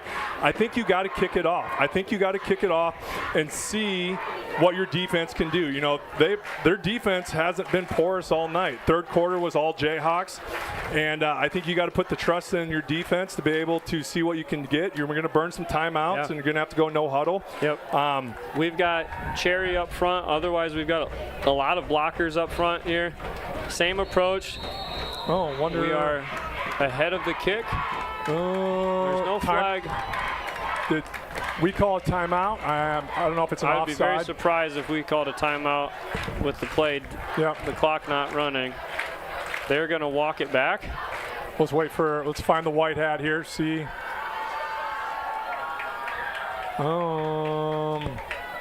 Well, I'm not going to lie. I have no answer what just happened. I don't know if no laundry on the field, no whistle blown. I don't know if the play clock wasn't set correctly, and that's why they called it dead. I need to reread the rules. That's an odd one because we don't need a play clock on the kickoff, correct? Or do we? No, you do. The ref will blow the whistle and say you have X amount of time to execute it, so you don't take it into a super long timeout. That's fair. All right, so we'll see. Falcons kick it off. A little bit of a squib. Might go out of bounds. Don't touch. Don't touch it. We've learned, right? Yep. And it's going to be. I think our crowd has learned too. They're clapping and celebrating the play out of bounds. Yep. This brings us to the 45. Is that correct, or the 35? I'm sorry. I thought it was. You know, the high school, college, NFL rules are so different, and I apologize for not being well versed in it. I think it's going to be the 35. It's going to be a legal kick. That would make sense. Kick out of bounds. Stuck on YSF rules and flag football, NFL. Yeah, those Jesup rec flag football rules will get you sometimes. So, shout out to our rec director, Brock Sabers. Doctor of Recreation. I like it. So it looks like the Jayhawks will get the ball, 35-yard line, 1st and 10, 4 minutes and 20 seconds left. Your Jayhawks 20, Falcons 19. Jayhawks come out here, 2 wide receivers set to the AP sideline. Haggerty in the gun. Snap, handoff. Looks like Haggerty wanted to pull it. Cole trying to get to the sideline. Bites off one. And a kettle of Falcons there for a TFL. Unless they give you the forward progression. And it looks like TFL for the Falcons. You know what we talked about with the Falcons riding that handoff so hard, it looks like you're fighting over it. Yeah. That's the scenario. Cole maybe took it from Haggerty in that situation where Haggerty had an alley to the right. Yep. But that's the way he has to take it. If he doesn't do that, that's where we end up with the hotcakes fumbles where no one wants to touch it. And hotcakes, I love it. We've got to hold on to it. 2nd and 12 for the Jayhawks, 33-yard line at 3:37 left on the game clock. 2 wide receivers set to the Jesup sideline. Motion shown here by Bradley. Haggerty run game. Falls forward and snuffed out. Snuffed out by the Falcons, and a big stop as you talk about the Falcons are digging in now defensively after the third quarter being all the Jayhawks.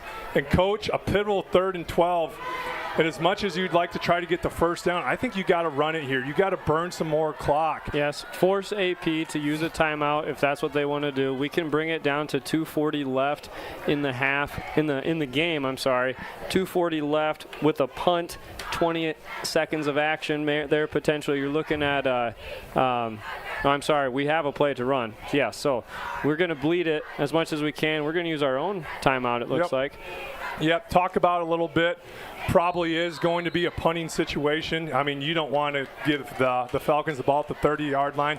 Good job by Coach McMartin getting everyone settled down, talking about their roles and responsibilities.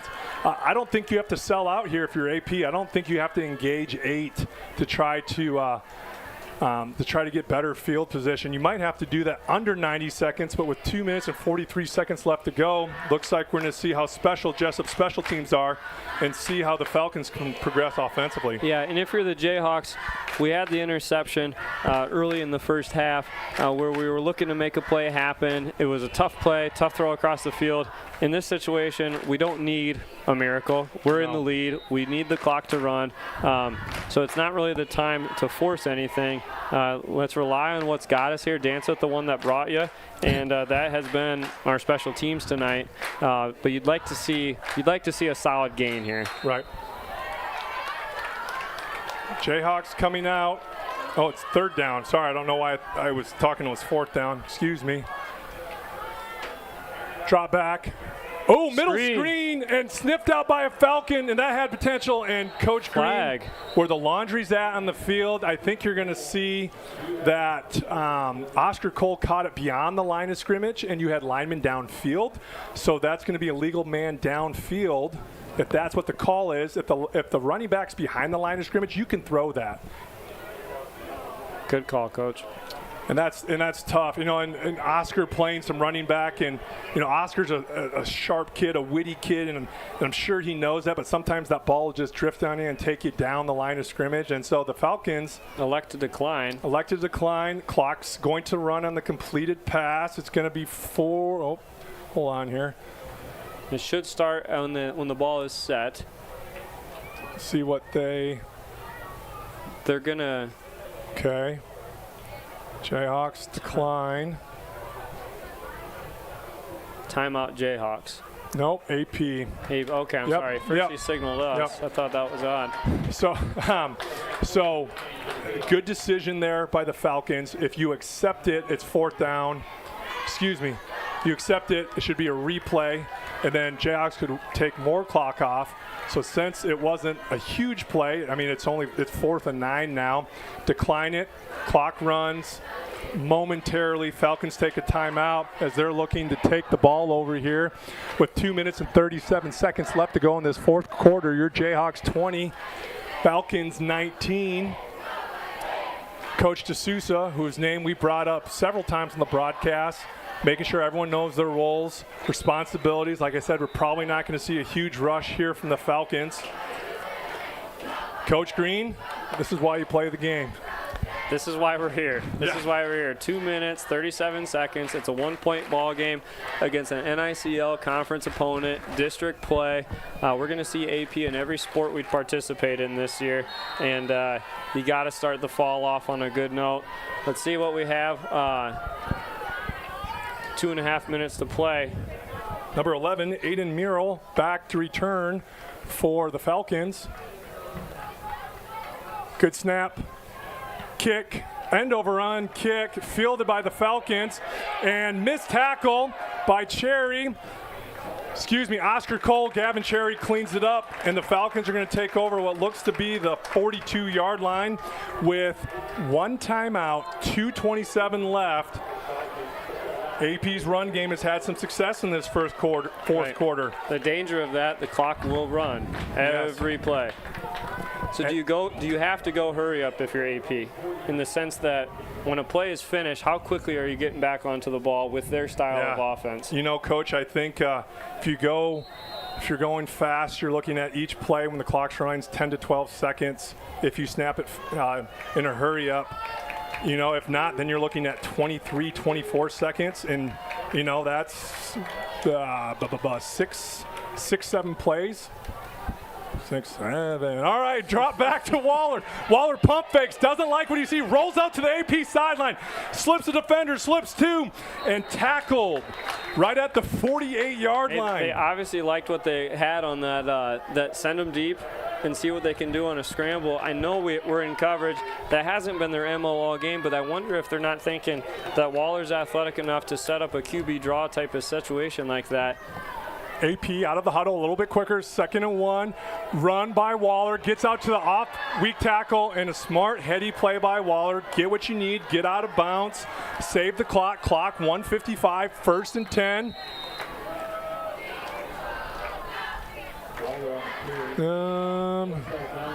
First and 10 from the 38-yard line. Got a timeout. Injured player for the Jayhawks on the AP sideline. My guess is a cramping situation. Yep, we got fluids. Shout out to the AP athletic trainer or coach on staff helping with stretching of a calf.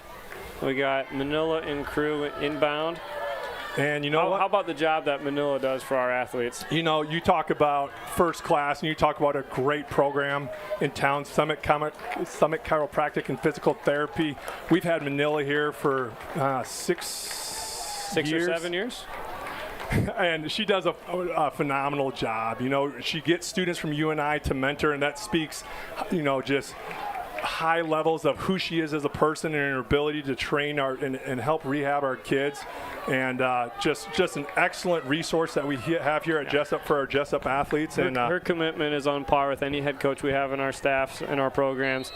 She goes to bed sleeping, thinking about the injuries that our athletes have and how she can help. Luckily, we haven't had a lot of injuries this fall. She's had a lot of great nights of sleep. But here we go, minute 55. Trip set to Jesup sideline. Waller 3 yards deep in the gun. Quarterback run game off tackle. Jayhawks, looks like Waller slipped a little bit, but our force player on the outside, my guess is Gavin Bell, turned him in. And as that clock continues to run, just under 1 minute and 45 seconds, 2nd and we'll call it 6 at the... I know we keep repeating ourselves, but they are really wanting to spread out the field and get Waller in space here. They don't go trips hardly, if at all. No, haven't seen it yet tonight. But then to run to the boundary side while separating everyone else to the field speaks a lot to what they want to try to do here. Pass, Waller rolls out. He's going to run. He's not going to pass. Looks downfield, throws it away. Not sure what. You know, he was out of the tackle box, got past the line of scrimmage. I didn't really see. Very close to the line of scrimmage with that throw. I know that's a bang-bang play. If we had an eagle-eye instant replay, we might take a look at that. But that's maybe we'll get someone like Luke Baldwin on that for us in the future. You know, next part for Booster Club, Skycam. Yeah. It only takes like 20 people to run successfully. Yeah. But a big 3rd and 6 here at the 34-yard line. 1 minute and 19 seconds left. Falcons coming out. 2 wide receivers set towards Jesup sideline. Moeller 2 yards deep, drops back, doesn't like what he sees, steps outside the pocket, looks across his body, and absolutely tattooed by the Jayhawks. And an incomplete pass, thought to be an interception. I'm getting definitely hit the ground. I think our guys got some juice, but that definitely did hit the ground. Coach, hey, Cardinal sin of a quarterback. Oh, I'm having I'm having flashbacks. Late and across the middle, right? Yep. Either it's picked off or you set your wide receiver up to be tattooed. Now, this is the biggest play of the game. We've said that a lot. Yep, but it is. We've said it a lot tonight, but this is the new biggest play of the game. It is 4th and 6, 1-1-1 on the clock, minute 11, 4th and 6. Be interesting to see what they come out at 2 wide receivers set to the AP sidelines. This might be the ball game. We have not seen Prosner with the ball in his hands yet this drive. Waller drops back, rolls out once again. Great he coverage. switches his field. Great He's pursuit. got some room to run. He tries to go back inside. Slippery, illegal. Sorry. There's some laundry on the field. It's going to be interesting. Let's not get super excited yet. It looks like a block in the back. Block in the back. I don't want to say a face mask. We're going to get a call from the white hat here. Looks like it's, a chop block by the Falcons. We're going to decline, and Jesup's going to take the ball over with 59 seconds left. Sauer, can I make the play call? Sure, go for it. I would call victory formation, Haggerty, 1 knee. Hopefully we execute the snap. Now we get excited here. The crowd's excited. We still have our job to do. AP will take a timeout. Hey, we've got the play clock will start. It's 3 plays. It's three going to be plays. 3 plays. Right. We're going to take a knee here, timeout AP. There's a lot of juice right now on the sideline. There's a lot of juice in the huddle. There's a lot of juice in this press box right now. Yeah, and we apologize. We are fans. We are teachers of all these guys. AP is going to apply a lot of pressure up the middle. We need to execute the snap. Very good. You're going to see AP call a timeout, stop the clock with 57 seconds. We need to do that 2 more times. McMartin's firing the boys up. We got coaches jumping up and down. Patterson's breaking through his T-shirt already. Yeah. Let's, But we need to execute. Yeah, we need to execute. If you don't know myself, I'm a big rah-rah guy. But there's still 2 plays here. There's still 2 plays. You got to execute. Do your job like we've said all night. Do your job. You got to, you want to talk about your body right now. We got to get the heart rates under. I mean, these guys are, they're pretty tired. Lots of snaps, high intensity, big emotional dump, probably coming for after the game. Just with all their energy they've expend through this, and get the heart rate down. Right. It's tough to say. You say, act like we've been here. Yep. Now. Yes. Present company, I know it's tough. We get very excited, but we still need to execute here. It's important for the exchange with Haggerty, with his center, Andrew Devlin, correct? Is he our center? I think he got moving. I think it's Wyatt Schroeder. My apology. Sorry. You're good. Good. AP not applying as much pressure as I thought. Sometimes you see that dive and swipe at the ball. A lot of respect on both sides of the line, it looks like right now, which you do love to see. This was has been a tremendous game. I'm not going to say was yet because we still have time on the clock. But a lot of mutual respect here from the players on the field. And what a hard-fought game that's got us to this point with 34 seconds on the clock. Both teams. 1-point score. NICL rivals, district rivals at this point. That's the final kneel. That's it. J-Hawks. 22 seconds left on the game clock, and it's not going to matter. Your J-Hawks take one from Appleton-Parkersburg Falcons. J-Hawks coming in as double-digit underdogs to this Falcon team. And Jayhawks get one in the win column and in district play. These next 2 weeks are so huge, Coach Green. They go to they go to Sumner Fred next week, and they play Hudson at home. Yep. Playoffs are still in line. I can only hope the students who just ran on the field next year decide to go out for football. Yep. We got a lot of guys working really hard all season for a win like this. Those are the guys that deserve the credit. Love to see student support, but I really do hope we see those guys who didn't go out this year participate in something like a win where you work all week, you work all season, and shout out to the guys on the field. Shout out to those guys who went up against a team that was 38-point favorites. Yes. BC Moore does a spread every week. We have not been favored all year. It has been as big as 56 points. This week was 38 on our home field. They answered the call. This is an AP team that beat Dike New Hartford 7-0. Dike New Hartford is a team that beat us 50-0. Yeah. Okay? This is a huge win for this program. I hope the coaches and the athletes get time alone on the field together before anyone storms the field. This is their win. I hope everyone else can enjoy it. That is a huge performance from our kids, and I really do hope that the next generation and the next group of people see a win like that. we're excited, proud of these guys. That is not an easy position to be in, winless on the season, going up against a program like Appleton Parkersburg. You do tip their cap to them. They have a very good program. They are going to win more games this year for sure. For us to get this win, I hope they celebrate that. Coach McMartin already has his hat off talking to the boys. All eyes on him, all eyes on the staff that did a great job. That is a phenomenal performance, and that is theirs only. Great job. Awesome job. Next week, the Jayhawks are going to travel to Sumner Fred for another district opponent. And you talk about with the win tonight, you know, these last 2 weeks, it's going to be fighting for the 4 seed. I don't have any updates on how Hudson or Sumner did, but there's a lot of potential for that 4 seed in the playoffs as we get going. So as Jesup travels to Sumner Fred next week, and then AP will travel, will have a home game versus Hudson. For Nick Green and our entire crew, our on-site producer Anthony Baugh, camera operator Eric Clark, I'm Coach Tim Sauer from the Hawks Nest at Jesup Community School District. To watch this entire game on replay as well as other previous Jesup High School athletic events, go to the video section on our Facebook page. This is the Jayhawk Sports Network from Heartland Technology with music courtesy of bensound.com. Great day to be a Jayhawk, great time to be a Jayhawk, and thank you to all the brave men and women who have served and continue to serve our country. Coach Green, it's been a pleasure. Thank you for being here. And ladies and gentlemen, have a great night. Love it. Go Jayhawks.